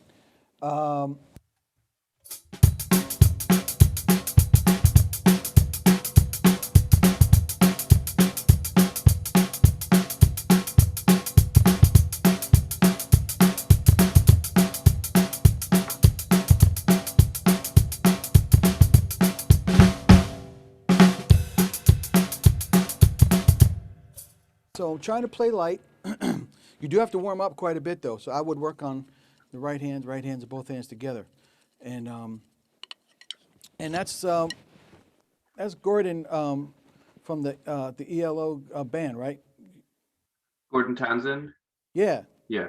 How you doing, brother? Thanks for tuning in, man. So it's really light. It's just I'm using ring finger and middle finger. You know, and if you watch, and tons of videos, watch Ringo play that stuff, and you know, Act Naturally is one of another. So there's a bunch of them that he plays that fast in between shuffle, and even faster than Tell Me Why. Act Naturally is one of them. There's a few. I can't. It's right off the top of my head. I can't. But yeah, I'm really light. I'm just trying to imitate him, which is thumb on top.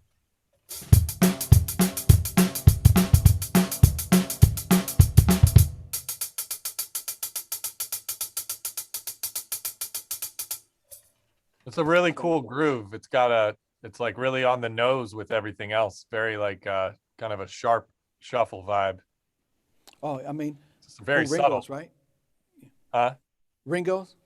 Yeah, well, what you were just playing, Yeah. it's got a lot. You're controlling the feel a lot in the like the bass drum and Oh yeah, the snare bass drum is the hard just- part. The do back of doom, and he did that so much. Yeah,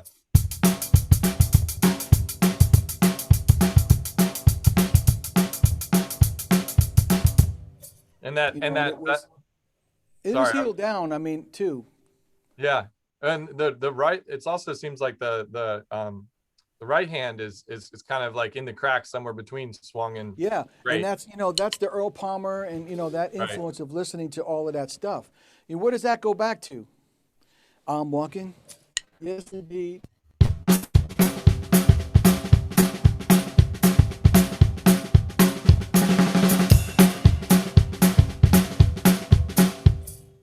Yeah, in between, and he wasn't, Earl didn't do it with the right hand, although I like to do it this way.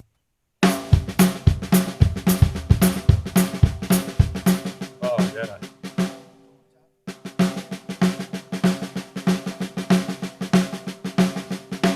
So I'm backbeating the left hand and filling in the right.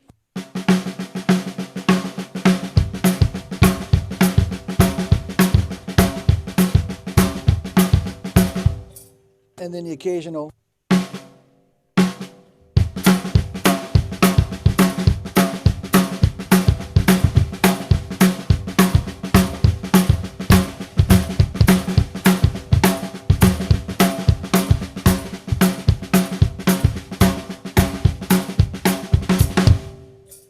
And that's another Ringo fill.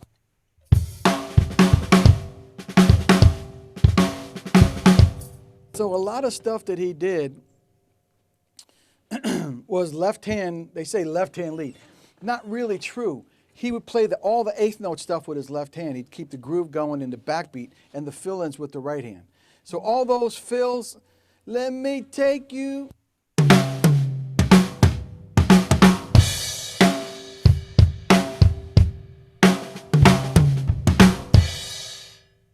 You know what I'm saying? Yeah.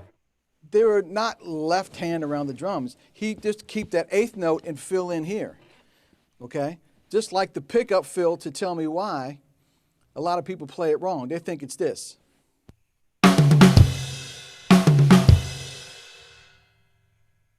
You know what I mean? But it's not, because if he's playing, you got to listen to the record slowed down, which I have done. You hear the two toms. It's snare, tom, floor. You hear the different pitches, and the only way he could do that is da do do da dum, which makes sense because he's filling in with the right while the backbeat happens with the left hand, right? Right.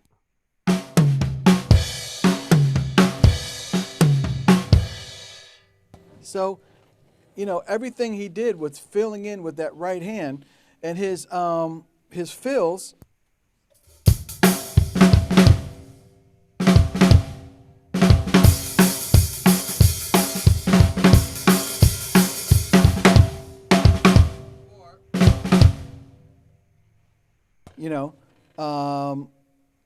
And She Loves You.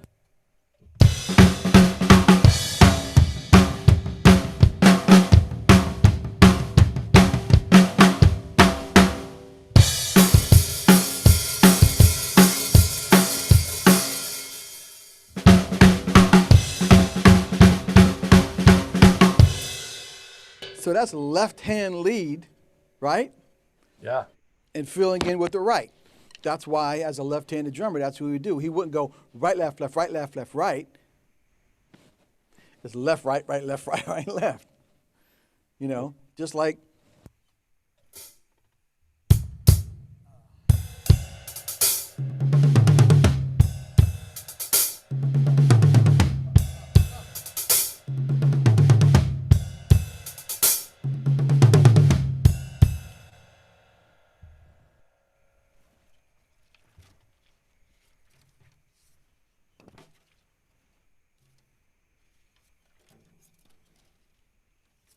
Gotta do this, or else it won't be right.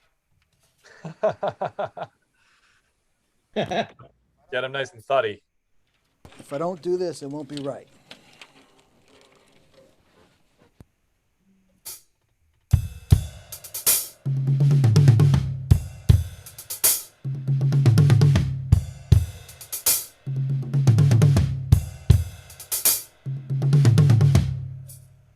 The thing that makes that so cool is the dynamics. Mm-hmm. And, Yeah. and also, it is not this.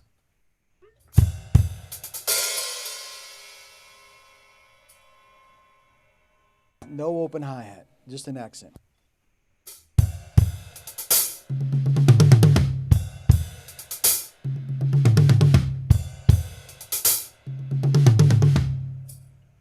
Left hand lead, right?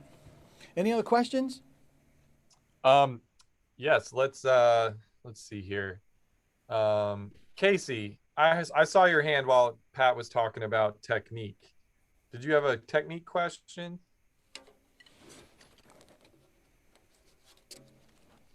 Not sure if Casey's still.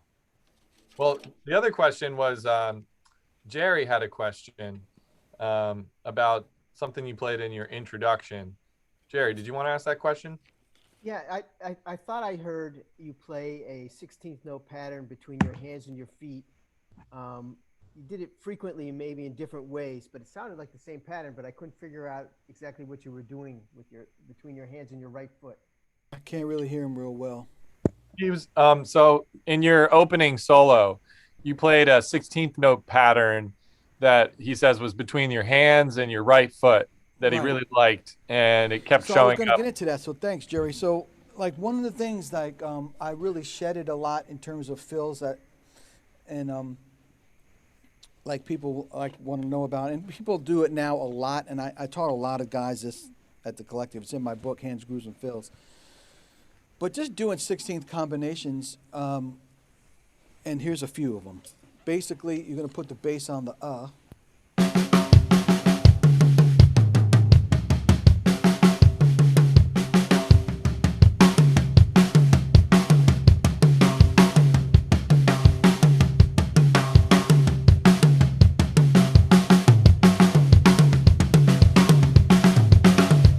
And you can also stick that right, left, left, put-it-a.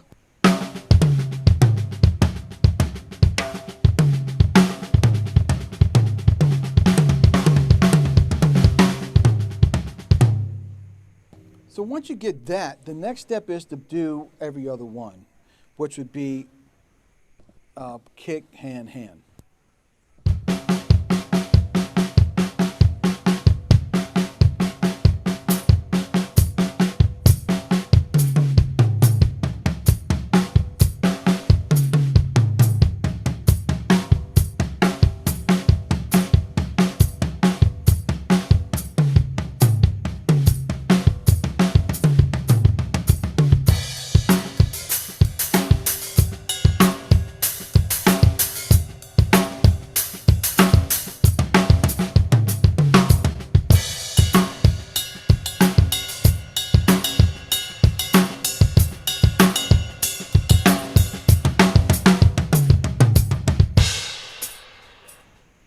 The next one would be 2 up and 1 down.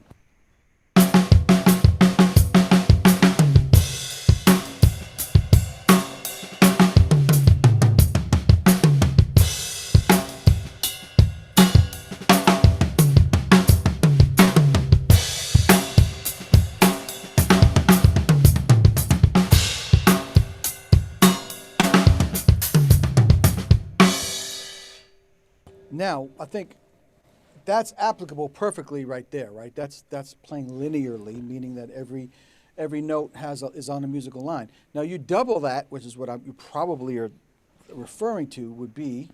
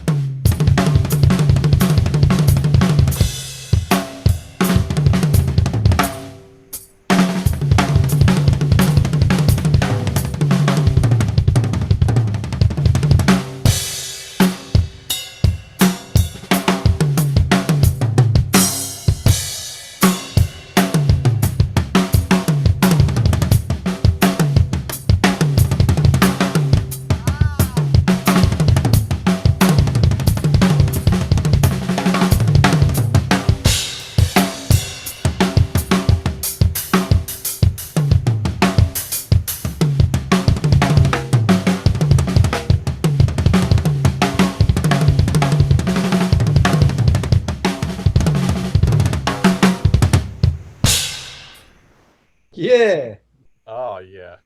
Crush Jerry, was that what Sweet. you were looking for? Yes, yeah, that's it. it. So Thank you had to Pat. wait 2 hours for that. See, that's the thing. I was Yeah. patient. So, like, that's just like taking it and working through the systems. The hardest part of that whole thing was this. Was trying to keep the left foot going. The hi-hat, the quarter notes. Yeah. Yeah, and like even in grooves, you know, inside of a beat.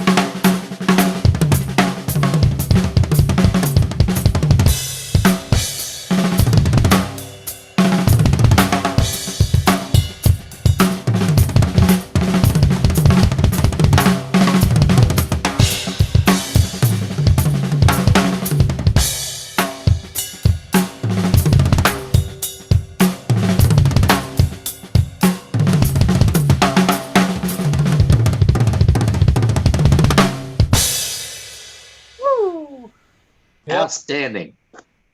Crushing it, man. Gotta practice. I always feel like it's so How we easy- all feel. I don't want to go to work tomorrow. I just want to practice. Yeah, well, that's, you know, I have to say, you know, it feels good to have my space. Also, thanks to Automute for this wonderful soundproofing panels. Automute is amazing stuff. This is like 3-inch thick, but it's a beautiful finish. This is not real wood. This is foam. Wow. So it's been quite a thing to set up the whole studio and get it going. But yeah, so it's, you know, it's constantly learning, constantly practicing. One of the other things that I want to say about this is this was a lifelong dream for me because I, you know, being the Ringo head, and you know, there's a lot of people, and I talked about this on Drumheads too. Is a lot of people say that they love Ringo and the Beatles and stuff, but if they, you know, if they really know, then, you know, I've heard a lot of people play Beatles stuff and the drummers just poop all over them. They just play way too much, you know. So for me, this was like an homage. The record is my Big Rhythm Band. It's a horn band. It's a horn band, but we have great arrangements of some of my favorite stuff. And I did a Kickstarter, and thanks to everybody, you know, blessed to have been in the industry so many years. I have a lot of people support and fans and people have been around forever, and they, you know, we made this thing happen. And a couple of my friends who supported me got the chance to actually come into Abbey Road with me and track for 2 days. And I had a 66, you know, vintage kit, and I ended up getting two 5.5 by 14 snares. But I wanted to sound, and Paul Francis made me. Oh, that's the other thing I wanted to do. Paul Francis made me some amazing cymbals for this that were Ringo's cymbals, basically like his cymbals. But I wanted to be as close to that sound as I could. We printed all the compression. We used a couple of the D20 mics that Ringo actually used on his kit a lot. But with a little bit of me, my influences, but not a lot. You know, I wanted to stick as close to it as possible. And also we used the real keyboards, you know, the Mrs. Mills, which is, you know, people call it the Lady Madonna, but it was actually the other one, which is the Challen, the blonde piano that was used on Lady Madonna. So we did a cut of Lady Madonna. We used the actual keyboards, the actual compression on the drums. We used the actual everything. So I tried to make the record as authentic as possible, but yet still have a little bit of me in there as well. So I know Ringo has the record, but I haven't heard from him yet, but I know he has it. Little Birdie got it to him for me. So just knowing that makes me feel good. You know, Yeah, knowing that's that he has it and he had the CD and saw it. That to me, that's fine. If I never ever get a chance to meet him, that's is what it is. I use tea towels. We did a Savoy truffle cover. I have tea towels from the studio, and I actually brought them home with me. So, but that's my homage. So if you get a chance to go to Amazon, check it out. You can download it or get the CD. And we're going back in the studio. We're going to do another fundraiser. And we're going to, this time the record's going to be we're going to record at the Power Station Cool. in New York. And it's going to be a cool record. I have a couple of guests already lined up. I can't really say who it's going to be yet, but it's going to be cool. There'll be some guest artists. One real famous guitar player from New York City, legendary. So that's all I'll say. But Well, speaking of that, You should this you is should one bring, of the cymbals I used at Abbey Road. This is an Avidus. So I love the Avidus line. It's not the Carope line. The Avidus are more in the line of a rock cymbal. They're more in the line of the 60s. So this is one of the 18, and then I have a 20 with rivets over there somewhere. But this is the 18 Avidus that I used on the record.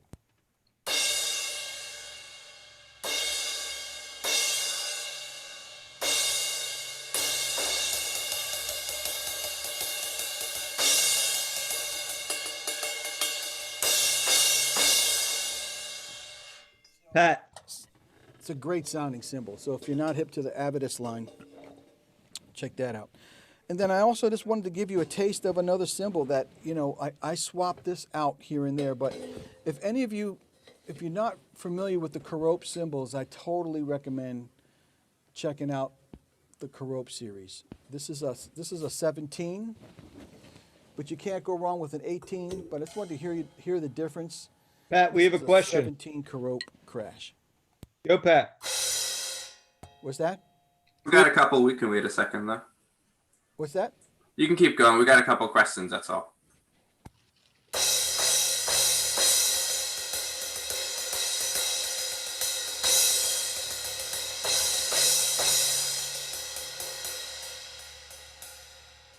So that's Caropes. So, I tend to flop this cymbal in and out with different things, But I've been primarily using the Carope, and this is the did I say Carope? This was Carope? No, this is the K-Con. Did I say Carope? those are I did. That's my bad. Constantinople. This is a K-Con. I'm so stupid. This is Constantinople, and that's the Carope. Okay, what's the question? People want to know best way to buy the album to support you. Amazon. Amazon. Yeah, Amazon, because it's on a label, and Amazon, I do get royalties, which is great. The label pays royalties. I really appreciate that. I don't have it on any. There's like 4 tunes. They were really bitching at me, like, we got to put it on streaming. It's like, I'm not giving this stuff away. There's no way. I'm not doing that. It's, we have to put something on streaming. I said, all right, 3 songs, 4 songs the most. That's it. If they use that and they like it, then they gotta get the record. So you can get it on Amazon. I'll get the royalties. Thank you very much. I appreciate that. Streaming or get the CD. You can play it in your car and crank it up. I think you'll really like it. And also, if there's any Drumeo people in the house, Drumeo is. I did a little deal with them where they are having the play-alongs available to their members. So as well as from the Abbey Road stuff. yeah. Oh, cool. Nice. So all the play-alongs will be available to the Drumeo members, and exclusive video clips from Abbey Road. Mike was on earlier. Say that Yeah. again? Mike McCalco was on a little earlier. Oh, cool. Yeah. Now Mike's a great guy, excellent drummer. So yeah, man. So that's a little bit of. Is there anything else I could play for you, or any other questions? We had a question from Ella. Ella wanted to ask you a question about drum tuning. Ella, do you want to ask him yourself? Or sorry, Elia. I'm sorry, not Ella. Elia. Can you hear me? Yes, Yeah. Elia. Oh, hey, Ilya. Hi, can you see me? Let's see. I think so. I moved from the other room because here There we go. 3:30 a.m. So I don't There you want are. to bother my mother that's sleeping. There you are. Yeah, we can see you, Ilya. What's your question? My question is about tuning drums. Okay, how do you tune the toms? Do you tend to tighten more the resonant, the better head, or you tend to tighten them at the same That's a great tension? question. Where you live? In Italy, Ah, Sicily. Sicily. Ah, Yes. What time is piacere. it out there, by the way? Time. Yeah. Here are exactly 2 and 38 You're minutes. amazing. Well, thank you so much for Yeah. tuning in, my friend. Yeah, I really want to. Piacere. And my mother's side is from Calabria, Catanzaro, Oh, and my father's side is Abruzzese from San Bartolomeo. So, it's a great question. What I do is I tune the bottom head first. The bottom head gives you the pitch. So I don't, oh, you know what? Let's tune this Questlove breakbeats kick. So this is what it sounds like now. It just comes with a pinstripe head. I mean, it's really not bad, but, and I haven't touched these drums. So first thing I'll do is I put it on my leg like this, and I mute the batter head with my leg. I can tell you now that this is too tight. So you want to tune the bottom head not too tight. You're going to choke the drum. You're going to tune in the middle of the range, mezzo. So I tap around, and you can hear the pitch. So I'm going to bring this into tune with itself first. That's a little low. Very small turns. This is a little high, actually, so I'm going to take it down. So it's not always about tuning up. It's about bringing the drum in tune with itself on the bottom head first. It's a little low. And a lot of it is feel as well.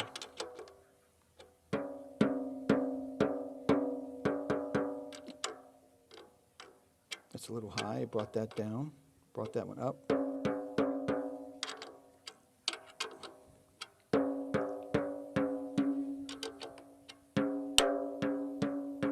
So I'm hearing, trying to get boom, trying to get the same pitch on the overtone. This is a little low. Close. I'm trying to get that overtone happening. Okay? Now here, that's where you get your tone. The tone comes from here, right? So you don't want to tune this too tight. Don't tune it too tight. It's literally maybe 2 turns above the wrinkle spot, maybe. Now on the top, I'll do the same thing. This is, I'm going to take this down a little bit. That's very tight. That's really loose. That's really loose. That was loose. See, this one was very tight, and these were very loose for some reason. I don't know why. Okay. So this is a 10-inch tom. So let's see what this 10-inch tom now sounds like compared to this one. I can tell you now that this one may have come loose a little bit, but let's just listen.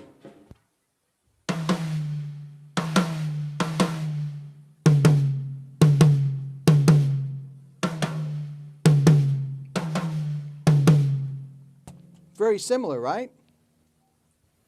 Almost the same. This drum is right in the middle of the range, not too high, just a little bit, maybe 1 to 2 turns above the wrinkle spot.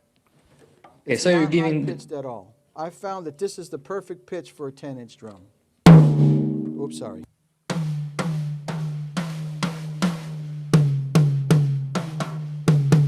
Now this is a UV2, so this is a little bit, this head is a little bit drier.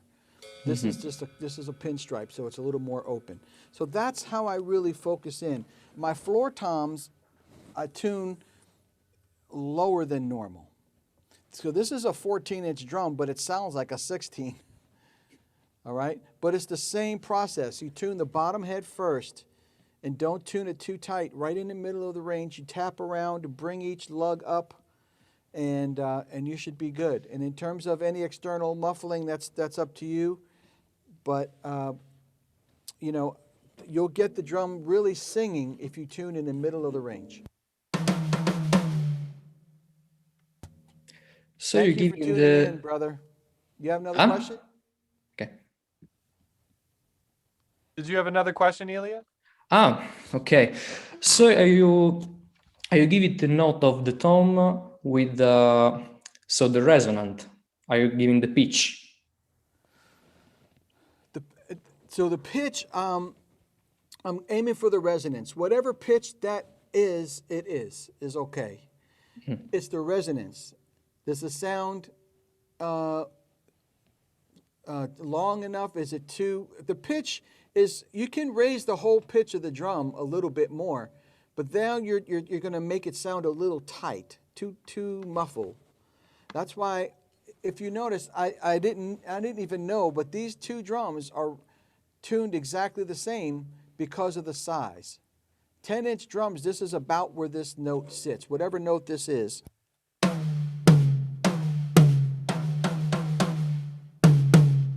Right in the middle of the range, but I go for the sound of the resonance. If I took this drum up too high, it would sound like a box. Too dry, you know, bing, bing, bing, you know. So you have to, a lot of it depends on your heads as well. So, you know, I don't know what kind of head you use, but if it's a thinner head, you'll get, you know, more resonance from the top. Usually you use like an ambassador on the bottom, which is what this is. Just don't tune this too tight. That's the key. Okay, thanks. Thank you Very so welcome. much. Thanks. My pleasure. Anybody else? Let's see. Any other questions for Pat? We had one question from Susan about the play-alongs on Drumeo. She was asking when those are coming out. Oh, that's not going to be. I think they're going to release like one or two at a time for the members. I gave them all the stuff, so I'm not sure when that's going to drop. But I probably shouldn't have even said anything. But but probably soon. The first. Gotcha. And does your I know we're still in pandemic times here, but does your NYC big band only perform in NYC, or could we? You know, it's funny maybe see you because in Philly sometime? there's a bunch of stuff happened with COVID, man, and like I was in touch with a management company, and we were starting to look through summer. This was last year at this time. We were looking at festivals because we was getting a lot of radio play.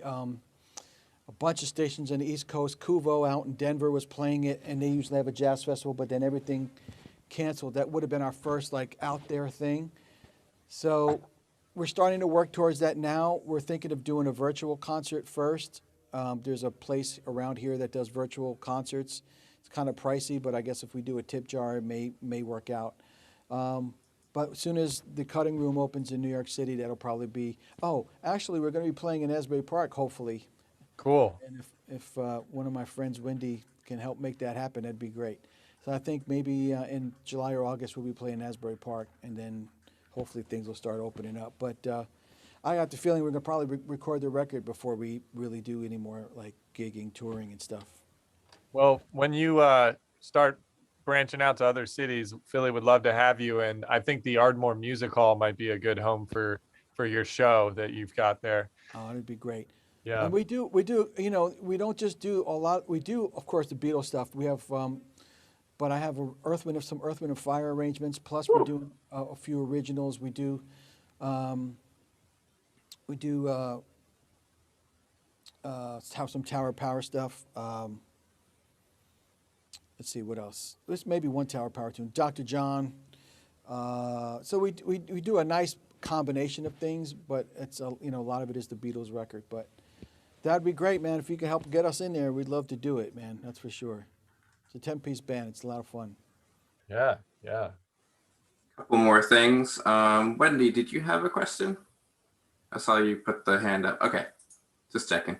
Yeah, so we have a couple of questions that we like to ask our presenters as well. So we'll start off with one of those. One of them is, what have you been like into musically lately? Tell us something that you've been digging recently that's just got you going. Yeah. It's funny because I'm always going back to stuff that I thought I listened to previously, but I hadn't in a while. Since Chick passed away, I've revisited Roy Haynes' Now He Sings, Now He Sobs. Oh, yeah. And listening to that whole intro is pretty amazing on the snare drum work that he does. But then I love, I love the stuff that's going on now with, of course, Snarky Puppy and any band that's playing that's more instrumental. I love gospel music. I listen to that pretty much every day when I'm at the gym. So I listen to, either Marvin Sapp or, Mary Mary or John P. Key. I listen to a lot of gospel music. I still listen to, my Beatles stuff every other day. I'll be in the car somewhere and I'm going to put in Magical Mystery Tour probably. I was gonna say, is that your favorite record? Magic. Yeah, I think that's my desert. More than Sgt. Pepper. I mean, because people think that Strawberry Fields is on Sgt. Pepper, but it's not. It's on Magical Mystery Tour. And so Magical Mystery Tour is my favorite record. Yellow Submarine as well is a great tune. All Too Much. I love that tune. So I listen to my Beatles. I listen to newer stuff. I listen to my daughter hips me to some newer artists that are out that I like a lot. I love, of course, Bruno Mars and his new thing with Anderson .Paak. Silk Sonic. So I try to listen to newer stuff, but it still gravitates to older stuff that I haven't heard in a while.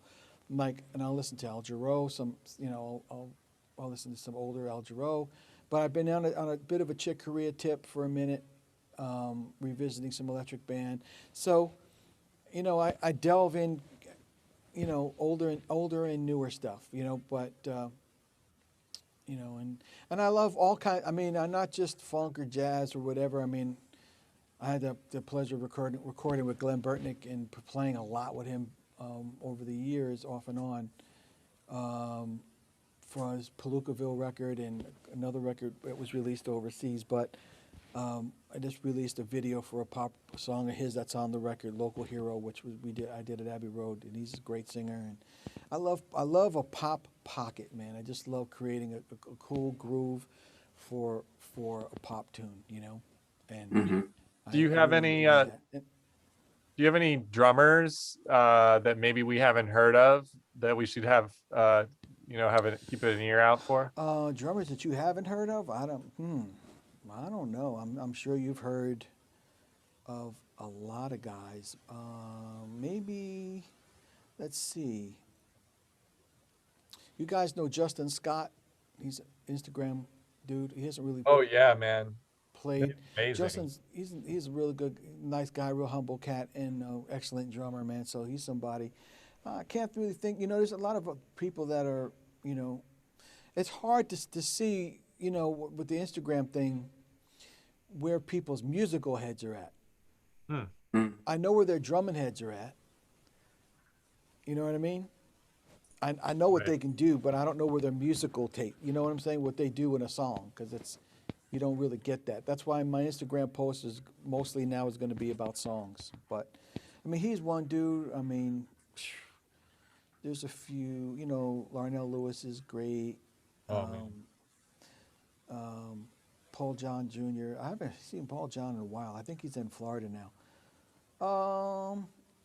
Most of my guys that I know, I mean, the same guys I mean, so Dennis, of course, let's see. Who else? Any other drummers? That's about it that I can think of right now. Got one more question for you, which is a bit of an interesting one. Just from the creative field in general, we all kind of deal with burnout in one way or another at some point in our careers. And I was wondering if you had a story about burnout affecting you and how you overcame it, or what you do when you start to feel that. I think it's important to have balance in your life in general, and do other things. I hit burnout when I'm really working on something and preparing for something, and I do it enough times that I start to hit a wall and I have to stop. I just have to walk away from it for a good day and then come back. But I like to do other things. I have a variety of interests, but you know, I like to do yard work, man. You know, I like to do that. I like to just, you know, do things that keep my body and my hands doing something in my brain off of music. And I think we need that more in our lives. So burnout, the only way to, in anything, to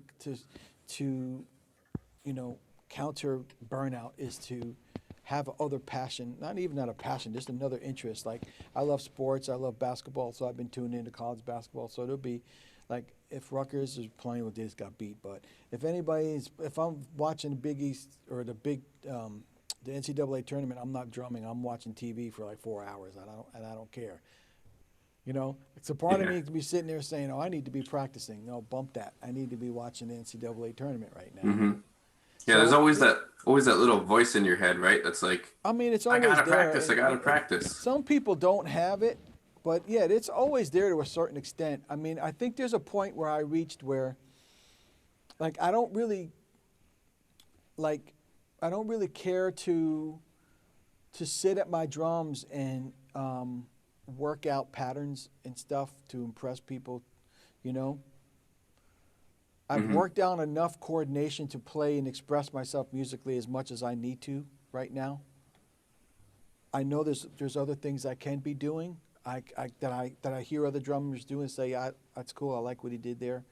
There are some, I mean, I could be better at certain things that you know, and now that the studio is really working, I could probably stand to shed a few things here and there, but I don't feel the need to, when as I was younger, working on things to, I got to learn that thing, or I got to do this, or I got to do that, or I got to work on that coordination, because it can be all consuming for sure. So, and that's when burnout sets in.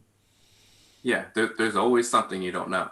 And I tell this to people too, is that there's always somebody better and there's always somebody worse than you. Mm-hmm. You have to there's no such thing as the best. There's no such thing as this dude is this and this person's better than that. And this dude can learn from all of them. But this person can't. There's always something somebody can't do. Like, you can see somebody ripping gospel chops or whatever, but they can't swing, or they can't play jazz to save their life. And a jazz drummer can't play gospel chops, but maybe they don't want to. That's fine too. And a rock drummer, you know, he can play double bass. Like, I don't play double bass. I've never had the desire to play double bass. I don't play that kind of music, so I don't play double bass. So I'm not going to sit here and shed double bass. Yeah. Not necessary. So, for me, anyway. So, you know, you got to pick your poison, man. You got to prioritize. There's so much on this beast of an instrument to learn that you got to pick and choose what's important at that time. So, but I've always either having to work on a show, learn a part, you know, do a record or teach, or, you know, so I haven't had enough time to say, let's see, here's one thing that I'd like to be able to do better. And it's just me, I don't know.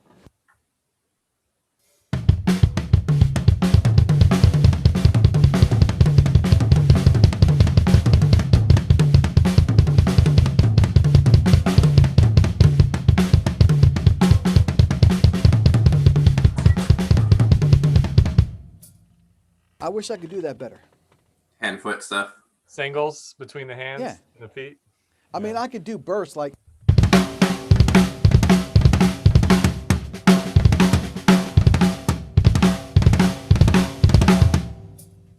I mean, that and the subway token will get you to Brooklyn. You know, I mean, it's like, so what? So, I mean, I don't know, this stuff like that. Like, I've revisited a couple things that I used to be able to do.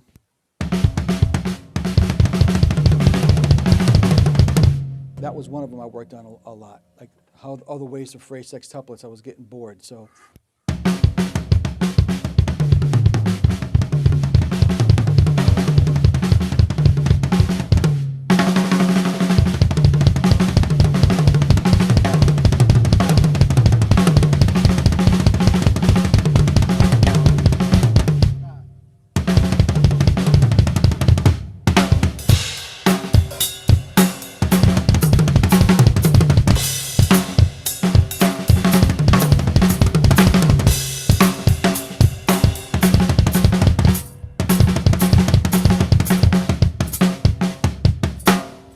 see, I can't do it. What So- is that? Right, left bass, left, right bass? What are you doing there? Yeah. Oh, okay, okay. Hmm. That's cool. Like- Okay. You know, everybody does the hugga hugga.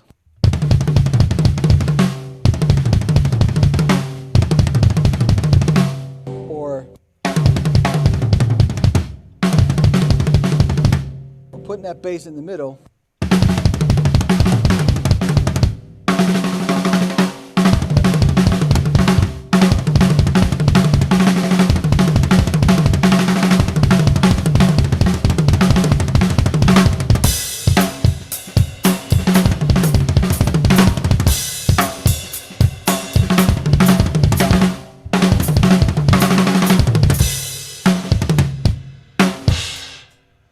Yeah. There you have it. On that note, Well, on those notes,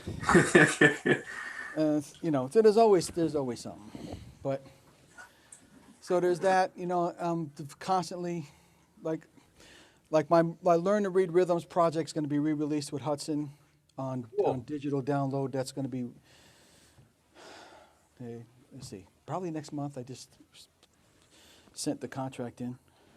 yeah, and tell us before you go. Like, I mean, I should let everybody know. If you're not going to let everybody know, Pat's got an amazing practice pad, and he just came out with an amazing practice station. The practice station. Yeah. Yeah, thanks for that. The practice station is it's over there. I really can't go get it, but No, it's that's cool because it organizes your practice in one spot. So if you just go on Amazon and put Pat Petrillo practice station, you'll find it. It is available on Amazon. You sit it in your snare basket. It locks in place, and you put your practice pad on it. You put a cup holder. You put your sticks. It has a music stand. It has a place for your metronome, a place for your phone, and it just takes a music stand. It takes a snare drum stand and turns it into a practice station, so that you don't need a separate music stand, or you put your drink over here or whatever. So it's pretty cool little product. It's made in the USA. You can go to Amazon.com, just search Pat Petrillo practice station, and you'll see it, and you can order one. Only in the States right now, though, but we are working on it, but only in the States. There it is. I really appreciate that. Thank you very much. No problem. And of course, the P4, that's the Drumeo. You can get that on Amazon too. So there Yeah, it is, and that's the practice station. It's a pretty cool little thing, and you know, it's something that I like to do. Design stuff that's not out there. You know, like the organic did not exist. Like there wasn't a symbol that sounded like that, because if there was, Zildjian wouldn't have released it. So,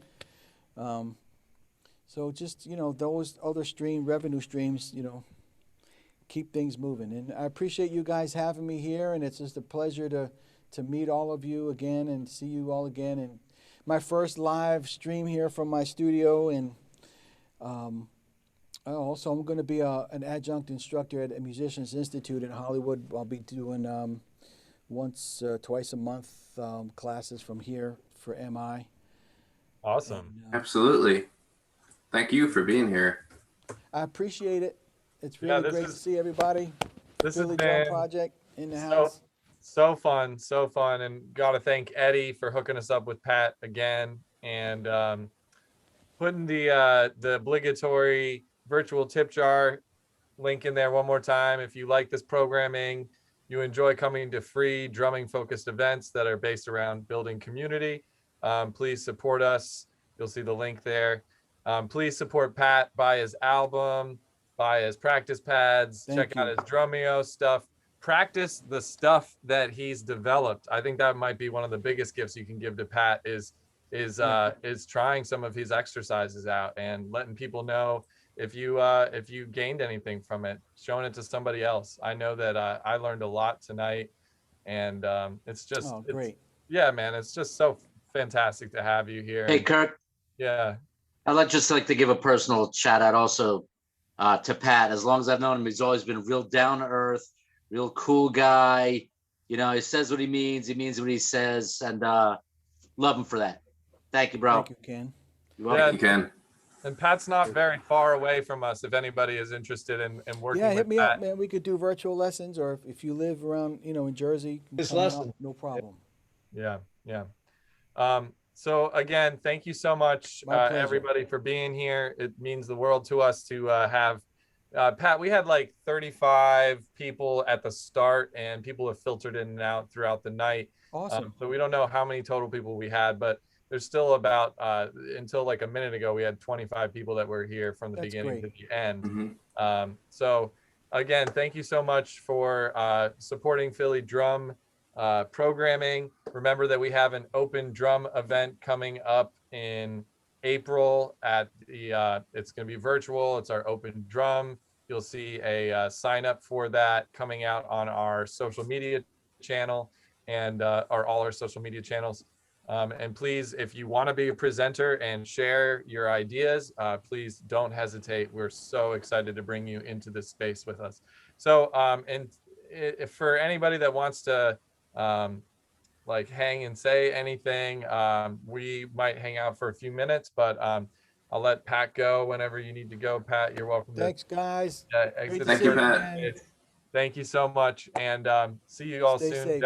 down the road. Yeah, stay safe. Yep. Exactly. And quick note as well, if you do want to get involved, you want to help us out, if you want to just donate some of your time, please reach out to us via our email or our social medias, and we can talk to you about getting involved with one of our committees.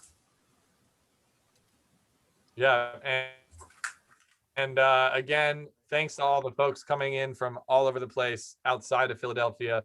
I saw Indiana. Chuck out there in Colorado. Thanks for joining in, and Elia in Italy, and just it's a wonderful community we're building here, and so thankful for every single one of you. Thank you, Ken, for the donation as well. It helps us out a lot. Yeah, well, we got a few notifications as I was going. Jerry gave a very generous donation. Big shout out to Jerry. the steering committee member for helping to support us. And we have a bunch of events sort of getting in the queue. We're looking at a bunch of different artists for the spring into the summer. And we will be doing some elections for steering committee positions later in the year. So if you want to get deeply involved, maybe start thinking about it. And like I said, we have those committees. If you want to get involved in the next few months and see what we're up to, please don't reach out. Okay. Oh, and thank you, Michael Kozak, as well, for the donation. All right. Well, yeah. So that's it, folks. I think we got it all done.